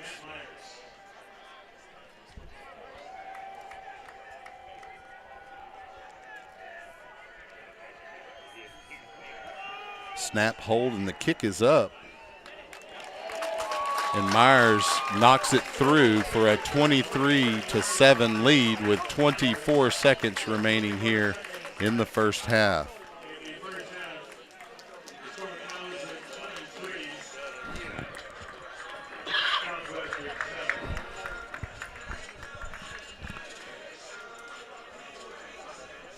So the Pirates have minimal time here unless they get a real big kick return here. They got a couple of good returners back in Castilleja and Adrian Garza. They're discussing it on the sideline here, what their strategy is on this kick return.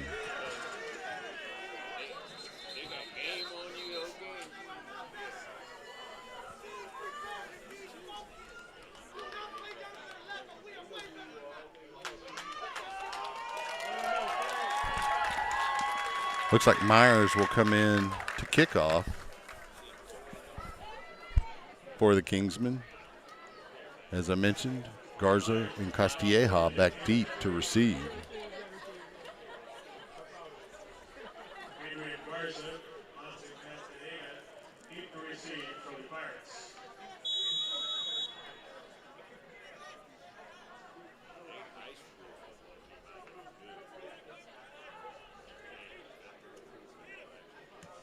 Myers puts his foot into it. It's going to be fielded by Garza around the 7. He runs to his left. He's at the 20, 25, cuts in. It's going to be tripped up around the 27 by number 8, Gavin Scott. Looks like he may have gotten hurt on that play. Castilleja may have gotten nicked up on that tackle. It looked like he may have taken a helmet to the lower leg, which is quite painful. If you've ever experienced that, it's not a fun feeling. And he receives attention over near the 30-yard line. The Pirates, about 18 seconds remaining in the half. I wouldn't be surprised to see them just run the ball straight ahead and head into the half. Yeah. And set their adjustments and prepare themselves for the second half. We'll see here as they huddle on the sideline to discuss their plan while Garza is attended to. I believe both teams have 2 timeouts. The scoreboard operator has neglected to remove them as they've been called, so I'm not 100% sure. And it is a beautiful evening here in Southern California. Yeah, Cal Lutheran has used 2 of their timeouts. Pirates should have 2 left. Yeah, 2 and 1.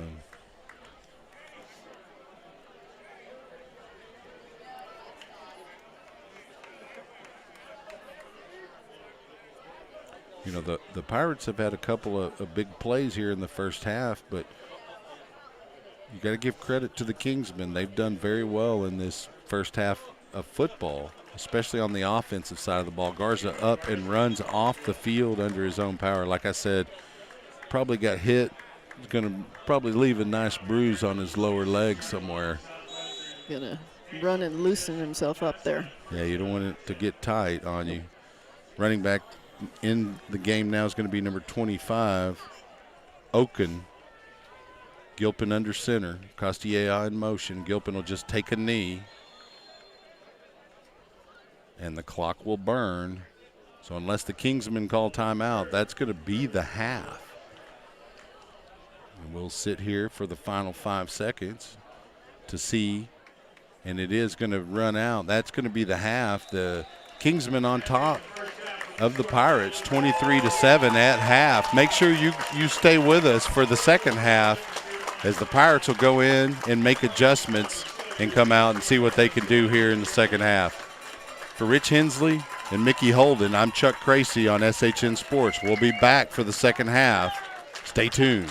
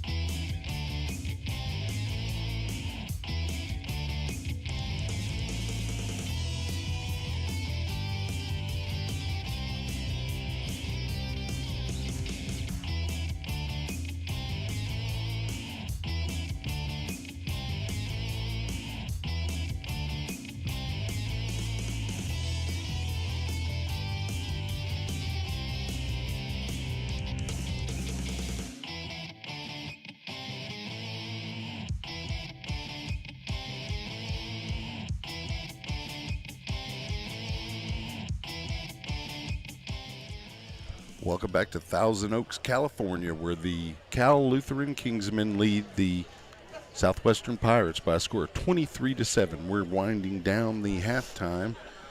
The Kingsmen scored on their second drive and their fifth drive of the first half, and they additionally added an interception for a touchdown off Landry Gilpin there in the second quarter, as well as a field goal for their 23-point total.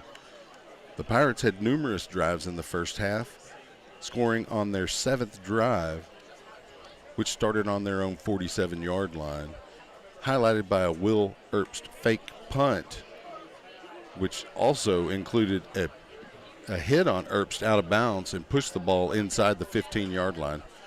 The Pirates able to push it down near the goal line, and Coleman Kerr on the quarterback sneak able to get the touchdown for the Pirates, and that gives us our total of a 23-7 score here to open the third period. The Kingsmen, having won the toss to open the game, deferred and will be receiving the second half kickoff from Will Erbst here in about a minute. The Cal Lutheran crowd still pretty rowdy here. You know, we've mentioned it a couple of times tonight. This is their first competitive football game in over a year and a half, pretty close to a year and 3 quarters. Back deep to receive the kick for the Kingsmen will be number 21, Jackson Taylor, the running back. Also back, number 17, J.D. Lang. Looks like the Pirates are going to use a different kicker than Will Erbst as they bring in Charlie Fournier.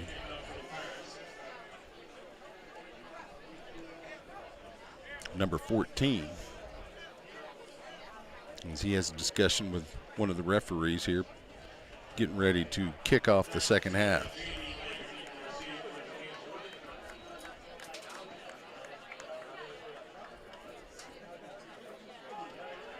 Fournier sets the ball on the tee. Pirates in their tight kickoff formation. Fournier getting a nice distance before the kick. And he'll put toe to leather, and it's a deep kick. It's going to be fielded by Taylor at the 5. He carries it straight ahead over the 10, 15, 20, 25. He spins his way towards the 30. Tackled by a slew of Pirates led by Austin Costilleja, number 3. That was a pretty hard run there. It bounced off of a defender. Yeah, Taylor's a good running back, and they have him back returning kicks as well. So the Kingsmen will open the second half, 1st and 10 on their own 30-yard line. Nick Lasher will remain the quarterback. In the backfield, he'll have the fullback, Reed Huseman. I guess Taylor, after returning a kick, is not going to come out on the first play. It doesn't appear. And they come out from the sideline in formation. It's a pistol formation with Huseman to the left of the quarterback, Nick Lasher. 2 receivers on the top of the formation, 1 on the bottom. They'll bring 1 in motion. The ball's on the ground. Lasher able to cover it. He couldn't handle the snap. He wanted to hand it to Cameron Jones on the jet sweep, and they're going to lose 5 yards on the first play, moving the line of scrimmage back to the 25-yard line, making it 2nd down and 15. 14:35 and counting here in the third quarter. 2 receivers stay out of the huddle on the near side, and they'll bring a third, the tight end, to bring 3 receivers on the near side, 1 on the far side. Lasher and Huseman in a pistol formation in the backfield. Lasher takes the snap, drops straight back, flips it into the flat, and that's going to be incomplete, intended for number 15, Connor Matsky. Pass was a little bit short, and he had to go down to try to scoop it, and was unable to handle it. It'll be 3rd down and 15 for the Kingsmen, and a good opportunity here to get off the field quickly for the Pirate defense. Yeah, he tried to sell that, but the ref wasn't buying. Well, it was sitting on the ground behind him, at least from our angle. Yes. So you can't really get that past the linesman. He tried. I'll give him points. Yeah. He tried. Right. Well, you have to try, right? Pistol formation. Huseman remains the running back. 3 receivers on the near side, 1 on the top of the formation. 14:08 on the clock. 3rd and 15. We have a flag thrown as it's going to be a delay of game as the play clock runs out. And that'll back them up another 5 to the 20, making it 3rd and 20. They need to get to the 40-yard line to gain a first down. So we got a new running back coming into the game, and it's going to be number 8, Alec Powell, to join the quarterback, Nick Lasher, in the backfield. Kingsmen break the huddle. They have 3 receivers here on the near side. Powell in the backfield, 1 receiver top of the formation. Lasher takes the snap, and they hand it straight ahead to the running back, Powell, and he gets near about the 23-yard line. And we have some emotions running high down on the field. The referee's able to get in there and break it up real quickly. But it will be 4th down. Bernard Century on the tackle for the Pirates to prevent Powell from gaining much on the play beyond about 4, maybe 5 yards. 4th down, they'll bring in the punter. And the Kingsman punter is Steve Sanchez. Back deep to receive will be Austin Costilleja for the Pirates, the dangerous returner. We'll see if he has a good opportunity for a return here.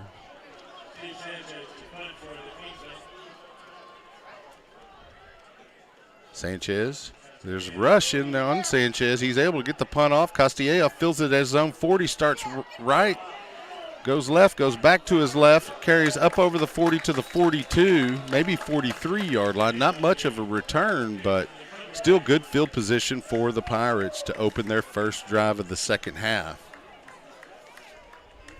As the ball's marked at the 41-yard line. Pirates up with an opportunity here to steal momentum back. Yeah, it's a big opportunity for the Pirates. If they're able to go down here and get points, then the confidence level is going to go way, way up. Into the game at quarterback is going to be number 8, Damian Gomez. In the backfield, he has Jaquan Marion just to his right. He'll take the snap. He'll drop straight back. Gomez rolls. He flips it to Marion. Not much there as he has to run out of bounds, chased out by number 41, Connor McDermott. Going to be a loss on the play of about 5 yards to the 37-yard line. Yeah, 13 minutes and counting. Cal Lutheran defense read that right away. You could see him following along. Gomez was under pressure almost from the very beginning of that play. He was able to flip it over to Marion, but there was nothing there. So it's going to be 2nd and 15. Ball on the 37. Gomez the quarterback, Marion the running back. 2 receivers on either side of the formation. Gomez rolls to his left. Looks like he's going to run. Carries over the 35-40, gets to the outside 45, cuts up 50. He's real near the first down. Not going to have enough, but it's going to be 3rd and short. 3rd and about 5. Make it 4. Pirates need to get to the 48-yard line of the Kingsmen for a first down. 12:22 and counting. Well, bringing Gomez in was a good move. He's got some wheels. Definitely gives them more opportunities, more options. Gomez and Marion in the backfield. There's the snap. Gomez flips it out into the flat. It is caught by number 28, but nothing there after the reception. That's Jeremiah Richardson.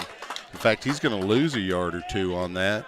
It's going to bring up 4th down, and Will Earps is going to have to come back out to punt it away. Unless he decides to take off running again. Nothing wrong with that either. Well, they are going to send back Cameron Jones.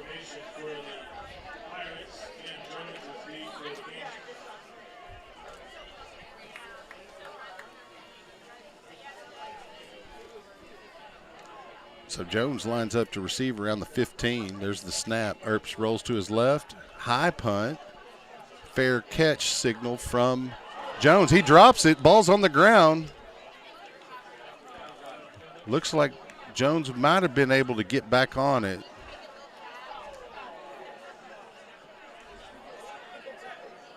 Things and it still will co- be Kingsman football. Yeah, things still kind of chippy out there.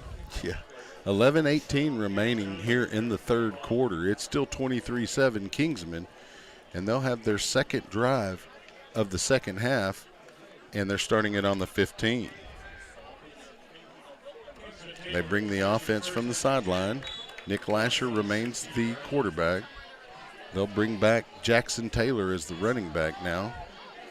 It's a pistol formation for the Kingsmen. They have two receivers here on the near side, a tight end and a wing on the right.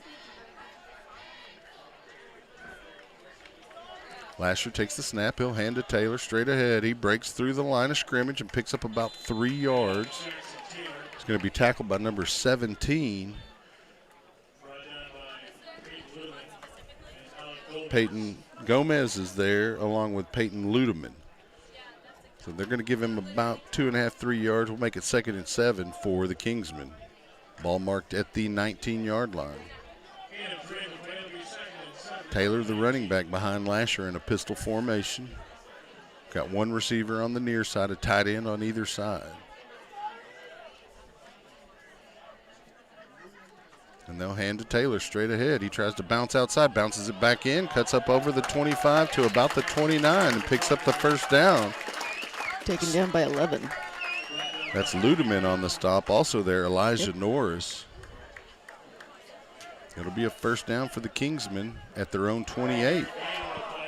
10:22 and counting.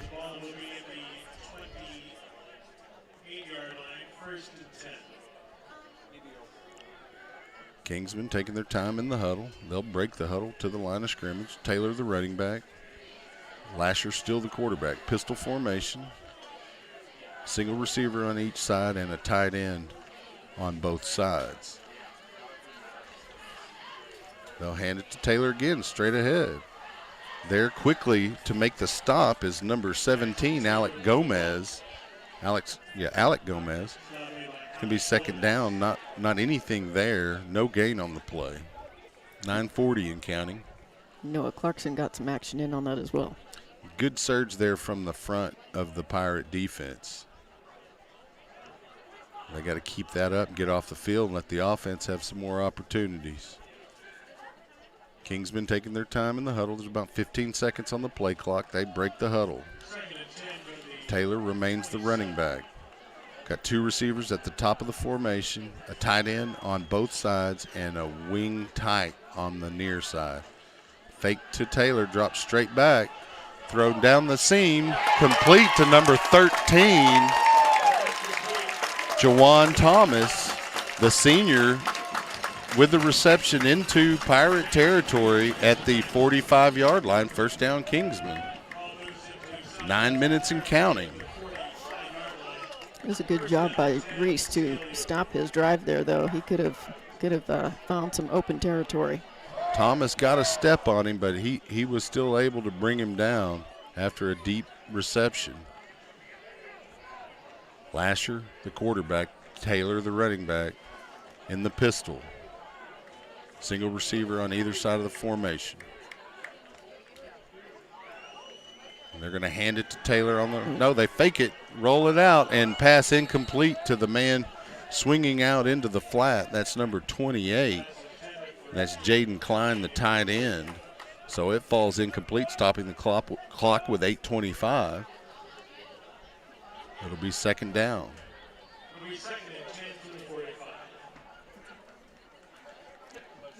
The offense looking to the Kingsman sideline for the play call. And they'll break the huddle. Taylor remains the running back. We got two receivers on the near side, a receiver and a wing on the right.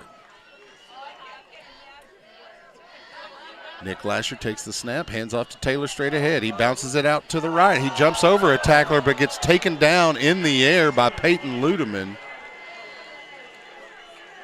It's not wise to jump in the air with Ludeman in the area because he'll take you right out of the play. It'll be 3rd and 9 now for the Kingsmen as they gain one, leaping over the initial tackle from Bernard Century, but being taken out by Ludeman. Got a new running back in, Reed Huseman, in the pistol for the Kingsmen.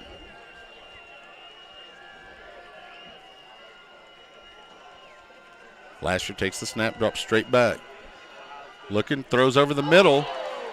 Knocked away by Bernard Century. Pass intended for number 16, Julio Angel. It'll be 4th down. And the Kingsmen will bring out the kicking unit with number 14, Steve Sanchez, to do the honors. Back deep to receive the punt will be J.J. Slack for the Pirates. J.J. Slack, a versatile player, played defensive back, played a little quarterback a couple of seasons ago when there were a lot of quarterback injuries for the Pirates, and he's also a kick returner. He always steps up. Sanchez puts his foot into it. It's going to bounce, and it's picked up. We got a whistle. There must have been a fair catch signal. I don't think that I saw that, but J.J. Slack, he's got his hands palms to the air like I didn't wave anything, but it looks like the ball's going to be marked at the 9-yard line for the Pirates after what evidently was a fair catch signal from J.J. Slack before he muffed the punt. You can't return it after that, after you pick it up. Nope. Pirates come out in formation. The quarterback's going to be Damian Gomez.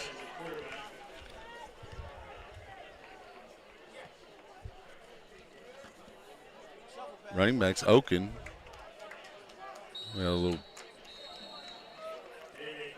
Tried to hand go off pitch to back. Oken. Yeah, and not much there. Gain of about a yard as the Kingsmen converge to make a stop near the 9-yard line.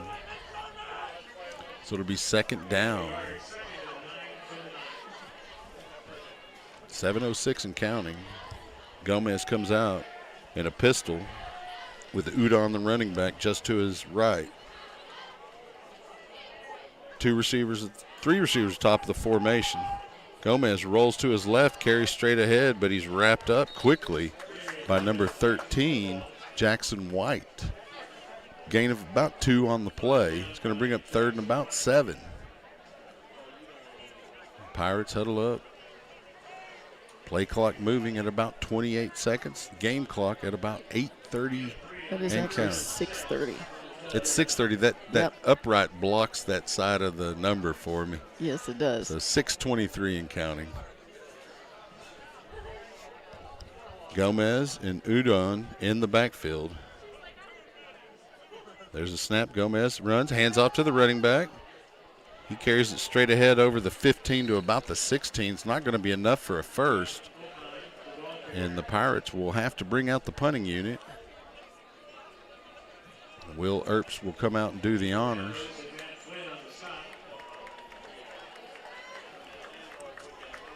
Clock still moving at 5:50. Back deep to receive this punt's going to be the wide receiver Cameron Jones out of Sherman Oaks. He attended Notre Dame High School. 5:38 and counting.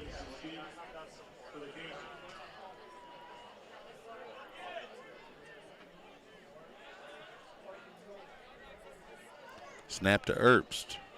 Gets a nice punt off. It's going to wobble. Fair caught by Cameron Jones in Pirate territory at about the 48, 47-yard line.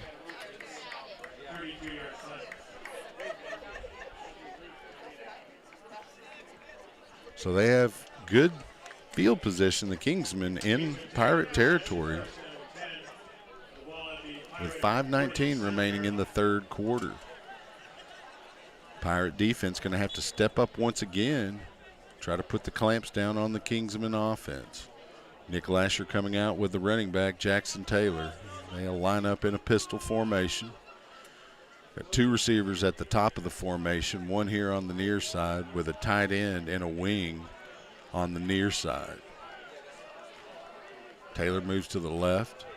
They'll bring Jones in motion. They'll fake to him, hand to Taylor. He moves to his right, nothing there. Nick Hackett and a bunch of Pirates there to prevent any gain on the play. In fact, he may have lost about a yard, half a yard at least. Also popping up off the bottom of the pile, John Guerrero. It's going to be 2nd down We're under 5 minutes now in the third quarter. Taylor will remain the running back. We have 3 receivers here on the near side of the formation, 1 at the top.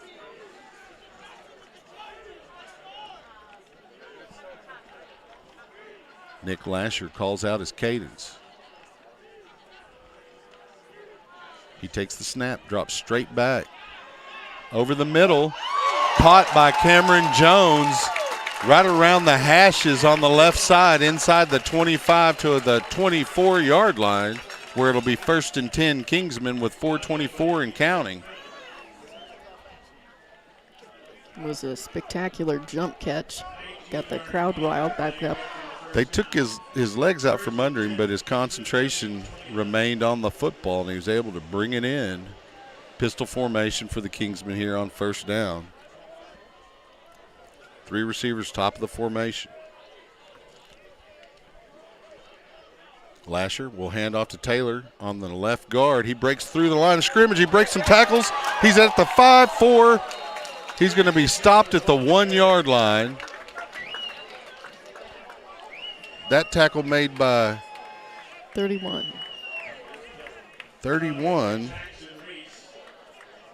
That's going to be Jamarcus Ross. Also there was Easton Feller.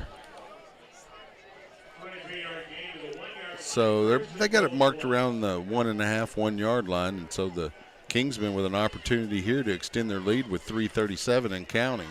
Pistol formation, Taylor behind Lasher. There's the snap, and they'll hand it to Taylor straight ahead. And he's able to dive in for the Kingsmen score, and that'll push the score out to a 29-7 lead. Point after attempt coming up. Still plenty of football left to play, but the Kingsmen swinging the momentum their way again. In for the point after attempt will be Myers. It'll be held by Lasher.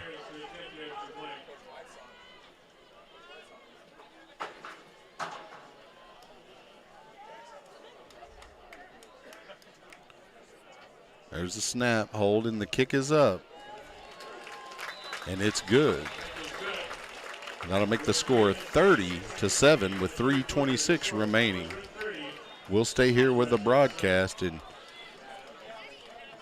see what the Pirates can do to answer here deep in the third quarter as the Candyman starts to throw candy around the Kowloon stands here. I like that tradition. I don't know. I don't need any more sugar than I already do. So I'm going to duck any candy flying my way. But so into kickoff for the Kingsmen will be Myers. Back deep to receive for Southwestern will be Austin Costilleja along with Elijah Norris.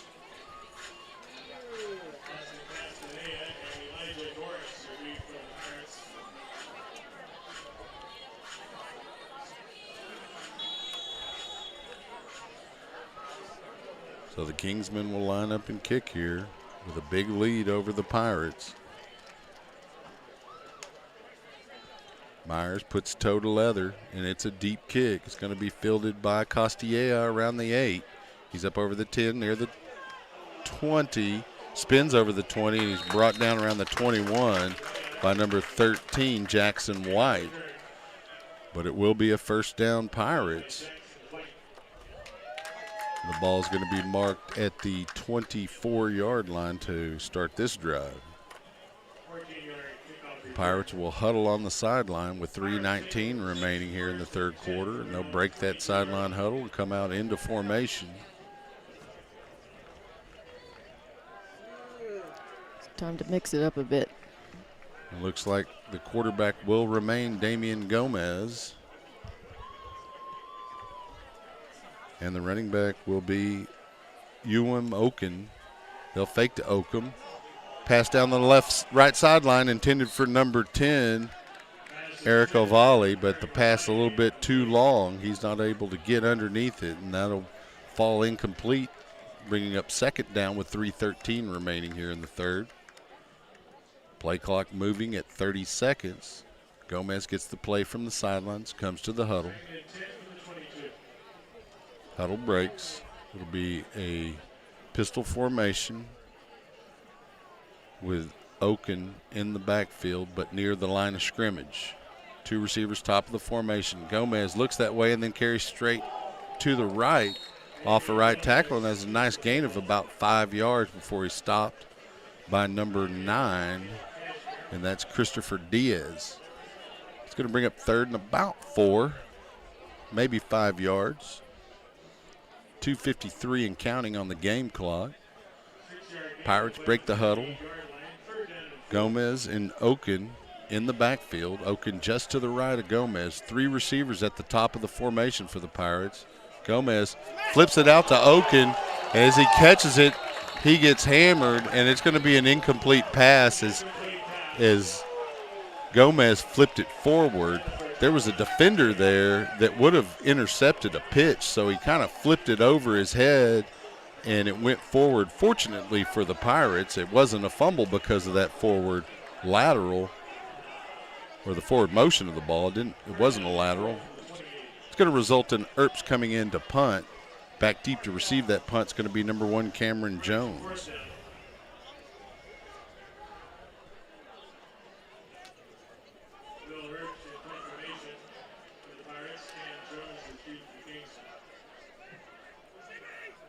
Earps will take the snap, move to his left, get a nice kickoff.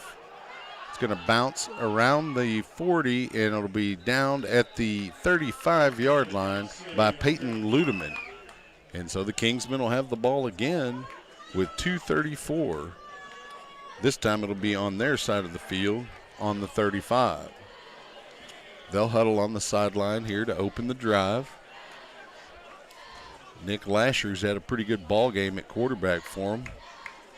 He's a 5'11", 205-pound junior out of Norco, California. Went to Norco High School. Having a good ball game. He's got plenty of weapons on the edges and a pretty good running back to hand the football to. Jackson Taylor won't come into at least the beginning of this series. Huseman, the fullback, will come in the pistol formation behind Nick Lasher. There's a snap, and they're going to hand it to Huseman straight ahead. Nothing there as number 90 swallows him up. Noah Clarkson, the big defensive tackle with all the long hair, gets a loss on the play. Oh, they're going to give him a gain of 1. That's a little surprising. 2nd and 9, 2:15 and counting. Kingsmen in the huddle. They have 2 receivers outside of the huddle here on the near side. Play clock at 20 seconds as they break the huddle. We have a new quarterback. Nope, that's the same quarterback. Nick Lasher still in. Huseman, the running back behind him, in a pistol. He'll drop back. He'll throw it to the tight end, number 87. It's complete. He's stopped shy of the line to gain for the first down. That tight end, Ben Anderson, but it's going to be 3rd and about a yard. Ball marked at the 44-yard line. Ludeman on the stop for the Pirates. Minute and a half left in the period. Clock moving. We got Slim on the other side trying to fire up the fans. That's right. Lasher with Taylor behind him in a pistol. He'll take the snap, turn around, hand to Taylor straight ahead, and he'll pick up the first down behind right guard. Look like number 17 on the stop for the Pirates. That's Gomez, Alec Gomez, but it will be a first down for the Kingsmen. They'll break the huddle. They've got a receiver here on the near side, 1 on the far side, a couple of tight ends and a wing with Taylor behind Lasher in the pistol.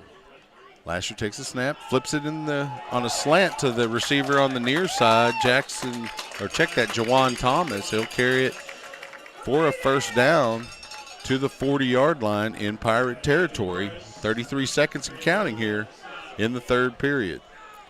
I like that tag team action on Norris and Ludeman. Pirates going to have to get a stop here. heading into the fourth quarter.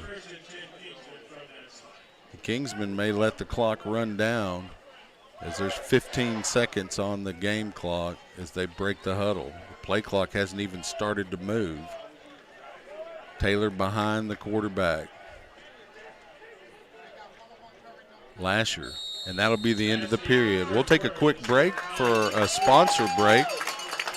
Stay tuned here on SHN Sports for more Pirate football. We'll be right back.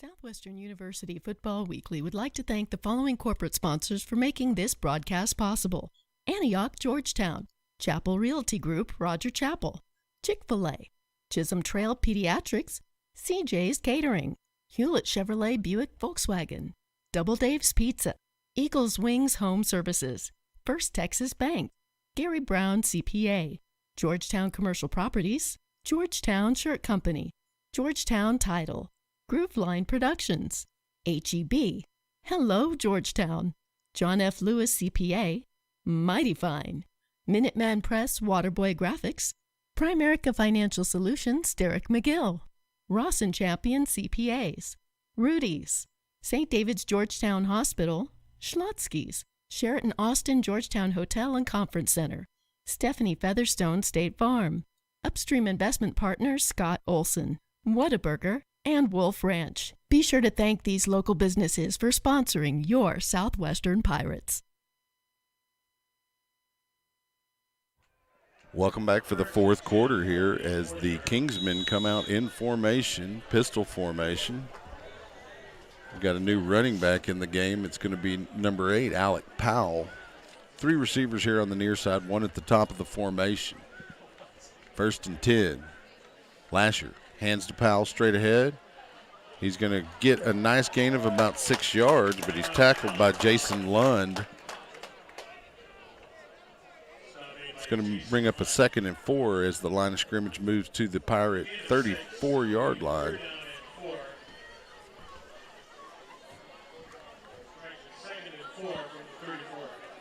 So the running back in now is going to be the fullback, Reed Huseman, behind Lasher. Got 2 receivers on the near side of the formation, 1 at the top. Going to be a tight end and a wing at the top of the formation as well. Lasher takes the snap, hands off. Oh, he pulls it from Huseman and runs to the right. And we're going to have a penalty flag as Lasher slid right when the defender, Peyton Vaughn, began to launch towards a tackle. Okay. Kind of a little bit of a ticky-tack call there, in my opinion, but we'll see. 14:07 on the clock as they discuss it. As I say, the defender was already mid-air. Yeah, that's a tough play to call as a referee, especially in live action. We'll see if they correct it. Nope, they're going to go on ahead and mark it off. And that'll be a 15-yard penalty against the Pirates. It'll move the line of scrimmage inside the 20 to the 19-yard line. So the defense, with their backs against the wall here, trying to prevent Kowloon from adding more points to their lead. Game clock moving at 14 minutes. Kingsmen break the huddle. Huseman remains the running back behind Lasher in a pistol formation. We got a receiver on the near side with a tight end and a wing, 2 receivers at the top. Lasher will hand to Huseman straight ahead. Not much there, but he's able to drive forward for a couple of yards. Stopped by number 33, Edmundo Suarez, after a gain of 2. We have some wholesale changes at receiver by the Kingsmen as they're calling their play in. Huseman remains the running back behind Lasher. 3 receivers line up at the top of the formation, 1 here on the near side. They drop the tight end, stay in a pistol. 10 seconds on the play clock. 5 seconds on the play clock. He'll get this play off. Lasher throws over the middle, incomplete, intended for Cam Jones. too tall and too far for him to get a hand on it, so it'll stop the clock with 12:53. It'll make it 3rd down and about 8 for Kowloon. Yeah, he was looking for an interference call, and it wasn't even catchable.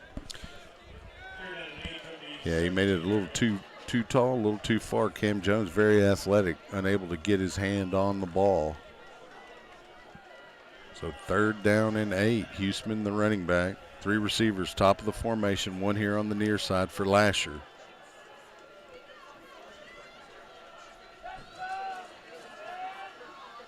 Lasher drops straight back, looking for Cam Jones again. He's got him for a touchdown over the middle. We have a flag on the play. That's number 5, Easton Feller, on the coverage for the Pirates. We'll see what the flag is. Might be a push off by the receiver. That's the best the Pirates can hope for. Even a taunting penalty or something like that will generally be assessed after the score.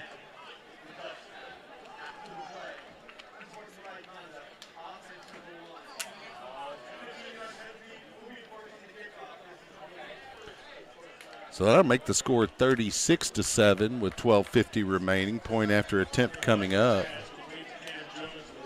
To attempt that point after, Daniel Burgos. And the Pirates will take the 15-yard penalty assessed on Cam Jones on the kickoff.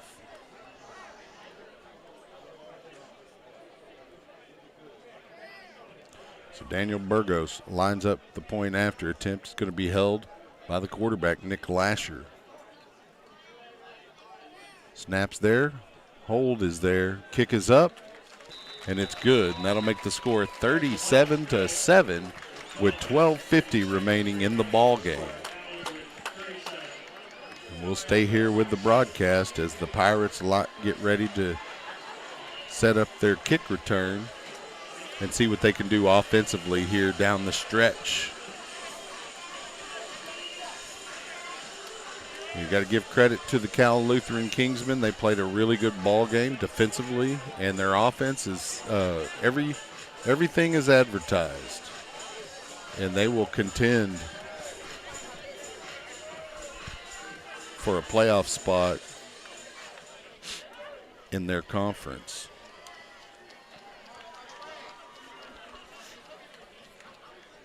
The Southern California Intercollegiate Conference, to be specific. Back deep to receive the kick is going to be Austin Castilleja and Elijah Norris. The kicker for the Kingsmen is going to be Daniel Burgos, who just made the point after attempt. He'll be lining the kick up from the 20-yard line after the 15-yard penalty was assessed against Cam Jones after his touchdown with a bit of a taunt.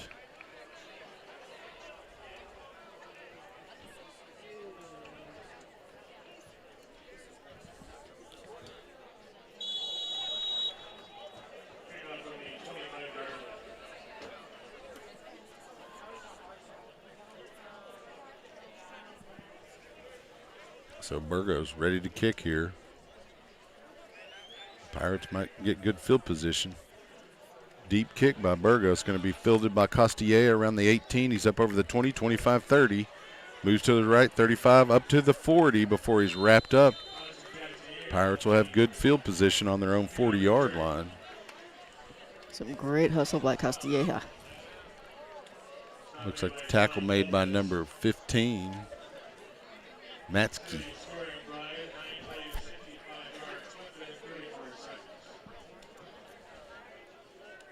So the Pirates ready for first down. Actually, that was Palacios on the tackle. Gomez remains the quarterback. Marion the running back. 2 receivers either side of the formation. Gomez rolls to his right, tucks it down, and he's sacked. There, number 15 for the Kingsmen. It's just Palacios again. It's going to be second down. Ball's going to be marked at the Pirate 34-yard line. Loss of 6 on the play.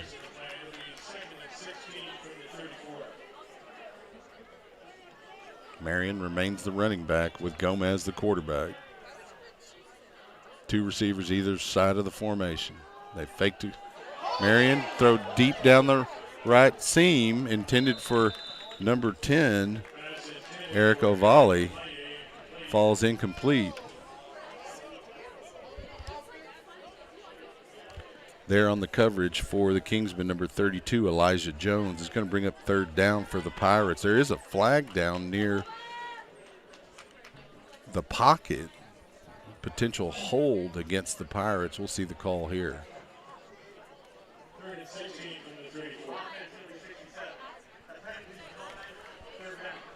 So there's going to be a hold there against the Pirates, called on Joseph Nielsen. So the line of scrimmage will be the 34-yard line. Third and about 16 yards. The Pirates need to get to midfield for a first down. 12 minutes and 1 second remain in the game. Marion, the running back, with Gomez, the quarterback. Three receivers, top of the formation. Gomez takes the snap, tries to flip it out to Marion, but it's tipped. Incomplete. And so it'll be fourth down, and the Pirates will bring out the punting unit, and Will Erbst will do the honors. And the Kingsmen are pretty fired up. Back deep to receive this punt's going to be Zion Brown, or it could be Dustin Pena Sanchez. They have two number 2s on the formation, on their roster. Good job by Nielsen to fall on that ball.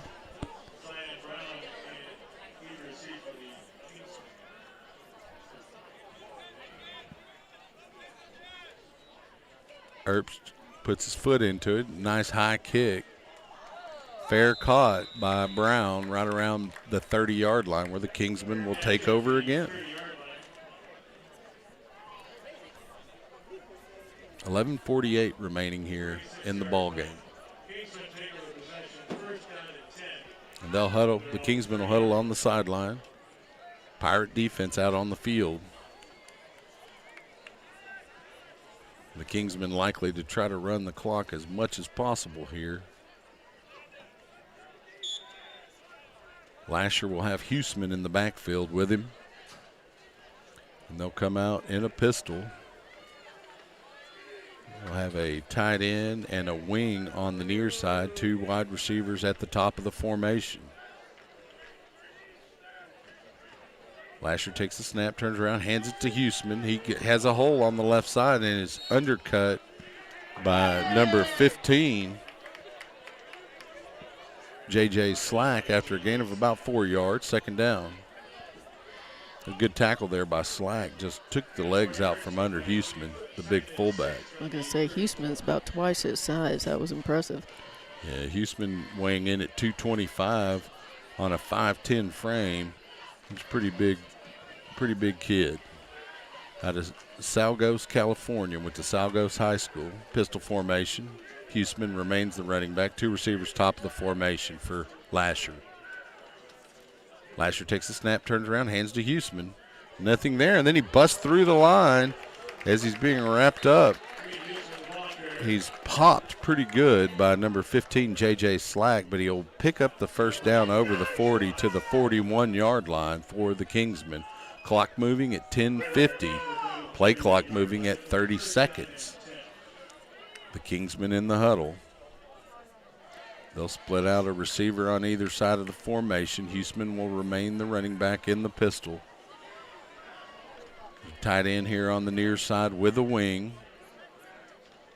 Huseman likely going to run to the left here. Nope, they're going to run him, straight ahead. And he'll spin his way forward. Credit the stop to number 92, Malik McDonald, but not until after Huseman gains about 5 yards to the 46. We're at 10:05 and counting here in the game.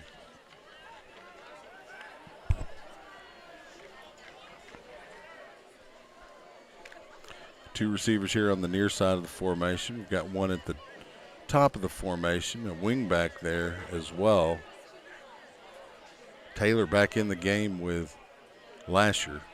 They'll bring a man in motion, fake to him, hand up straight. Oh, actually, it's Powell in the game at running back, and he'll carry it straight ahead, close to enough for the first down. And they are going to give him the first down at the 49 of the Pirates. So they'll continue this drive and burning of the clock. 9:28 and counting here in the game. Pirates looking to get a stop here so they can get their offense back on the field. Kingsman in the huddle. Got a pistol formation. Powell behind the quarterback, Nick Lasher. Two receivers top of the formation.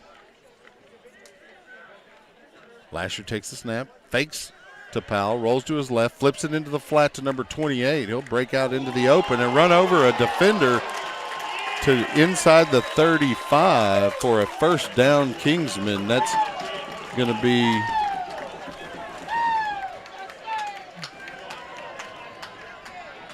well, I showed 38 to be a DB, but that's Caleb Christensen on the roster.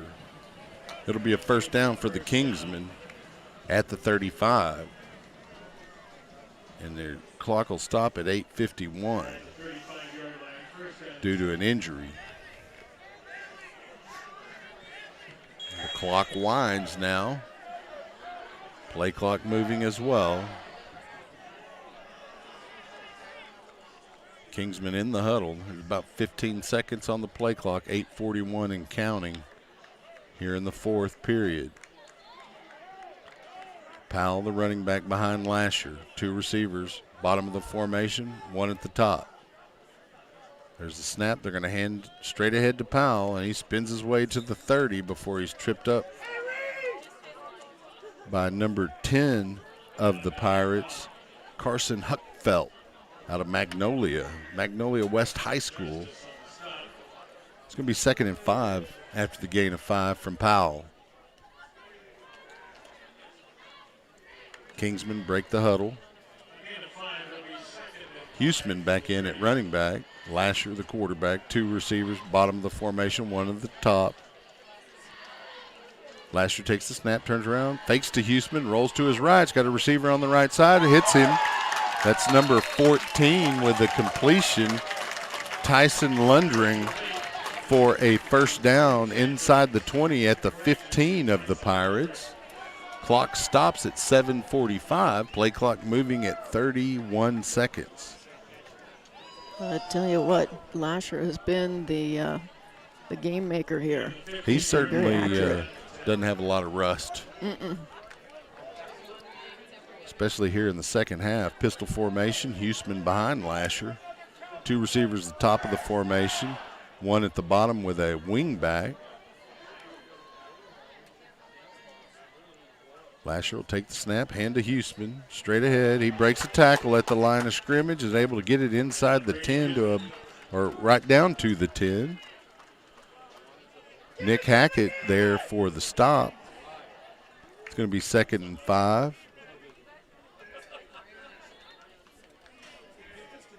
As the Kingsmen continue to burn clock.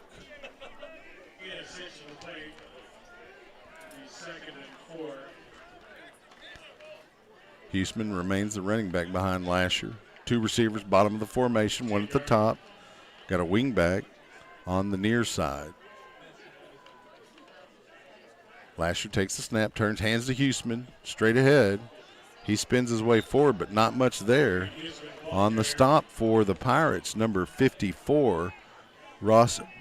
Oh, check that. That's Blaine Corkin on the stop. Corkin out of the Woodlands, a 5'11", 190-pound sophomore linebacker. 3rd down and 4. He's going to keep filling out. Oh, yeah. There's a lot of young guys on this squad, so there's a lot of growth to be had for the Pirates. We're down to about 6 minutes and counting. It's 3rd down. Big play here for the defense. See if they can force a field goal attempt. Huseman remains the running back. We got two receivers on the near side with a tight end, one at the top.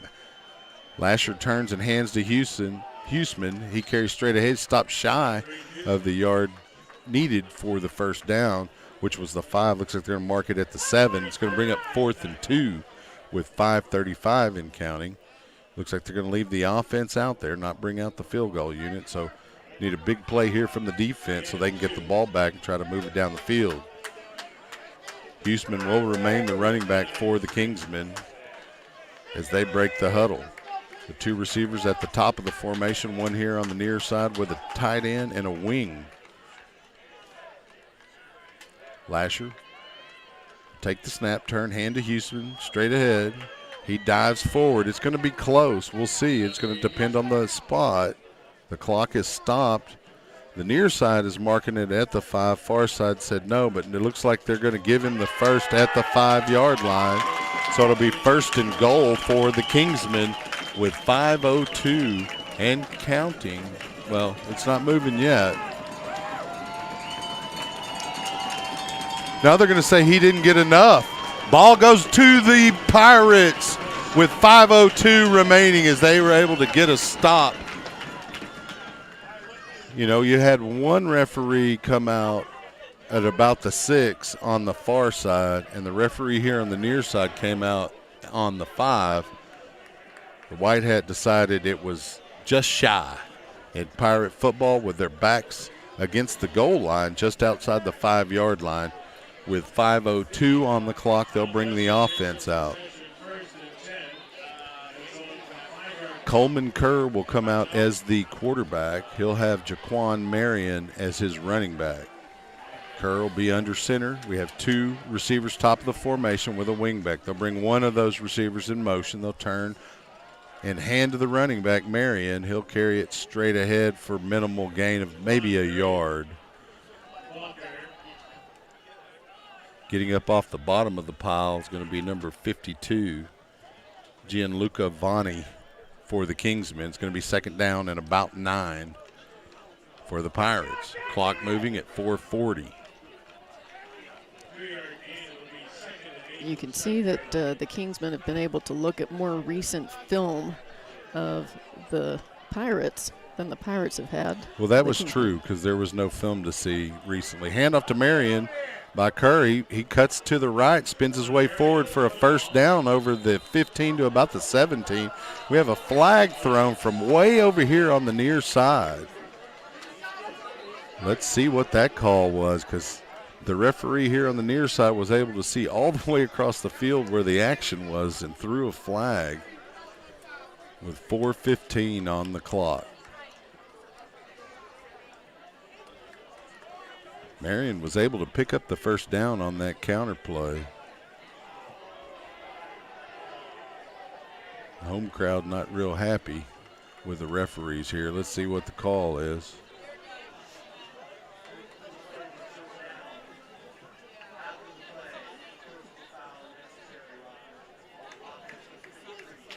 So the first down was gained, but there was a personal foul penalty. Half the distance to the goal will back the Pirates up to the 8-yard line, where it'll be 1st and 10 from their own 8.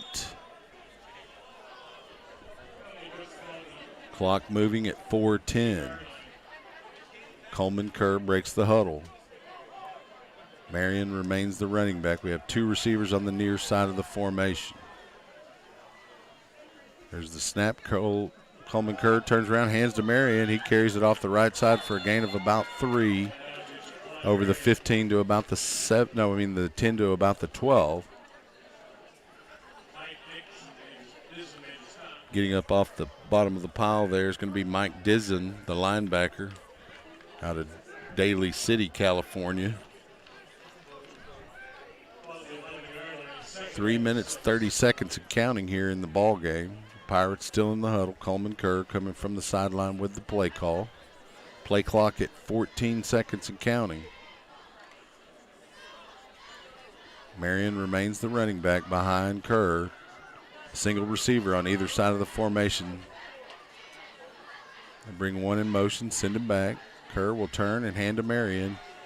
He's able to carry it basically back to the line of scrimmage there. It'll bring up 3rd down. He's stopped by number 52 of the Kingsmen, Bonnie, again, 2 plays in a row for Bonnie. So it's 3rd and 6 with 2:45 and counting here in the 4th period. Pirates down 37-7 to the Kingsmen. Marion will remain the running back with Coleman Kerr behind him, 2 receivers, 1 on either side of the formation. Kerr hands it to Marion, who can't really find a hole straight ahead, bounces it out to the left and carries it for a gain of about 2 yards. He's going to be stopped by number 51. And I don't see a 51 on my roster or the 2 deep. So I'm not sure who that is. Yeah, I've noticed both teams have been bringing in third string. Yeah, everybody getting some playing time here. It's 4th and about 5. Earps comes in to punt for the Pirates. Clock moving at about 1:56 remaining in the game. Back deep to receive the punt is going to be Zion Brown, senior defensive back out of Victorville. Earps gets his foot into it, had a little bit of pressure. Fair catch signal, but it's going to bounce on the ground and roll into Pirate territory. It's going to be scooped up by a Pirate, but they're going to whistle him down. That was Camden Terry thinking that maybe a Kingsman touched it and he could scoop it and maybe get some points out of it. But it'll be 1st down and 10 instead for the Kingsmen from their own 48-yard line. Minute and 31 seconds remain in tonight's ball game. Kingsmen on the sideline in their huddle. Pirates out on the field.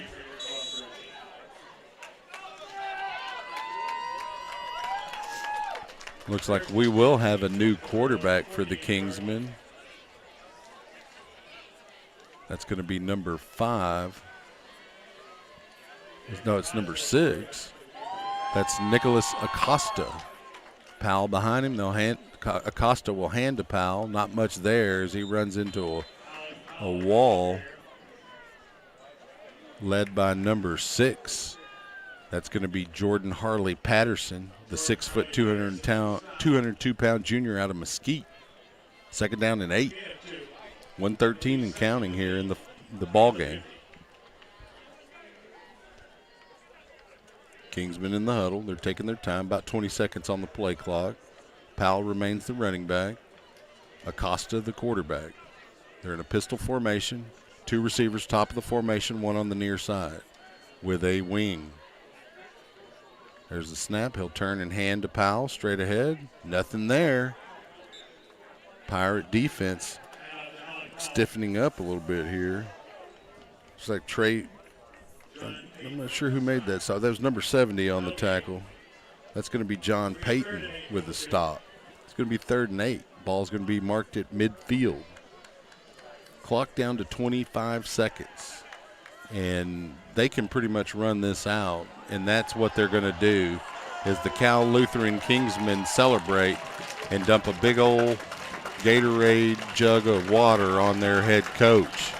And they'll open the season 1-0 while the Pirates will fall to 0-1. We'll kind of take a break here and wait and see if we can get a post-game interview with Coach Austin. I'm not sure because of the setup here if we'll be able to. We're in the middle of the Kingsman crowd, so we'll kind of wait here. Either way, we'll come back and close out the broadcast, but stick with us here on SHN Sports. We'll be right back. Southwestern University Football Weekly would like to thank the following corporate sponsors for making this broadcast possible: Antioch, Georgetown, Chapel Realty Group, Roger Chapel, Chick-fil-A, Chisholm Trail Pediatrics, CJ's Catering, Hewlett Chevrolet Buick Volkswagen, Double Dave's Pizza, Eagles Wings Home Services, First Texas Bank, Gary Brown CPA, Georgetown Commercial Properties, Georgetown Shirt Company, Georgetown Title, Groove Line Productions, HEB, Hello Georgetown, John F. Lewis CPA, Mighty Fine, Minuteman Press Waterboy Graphics, Primerica Financial Solutions, Derek McGill, Ross and Champion CPAs.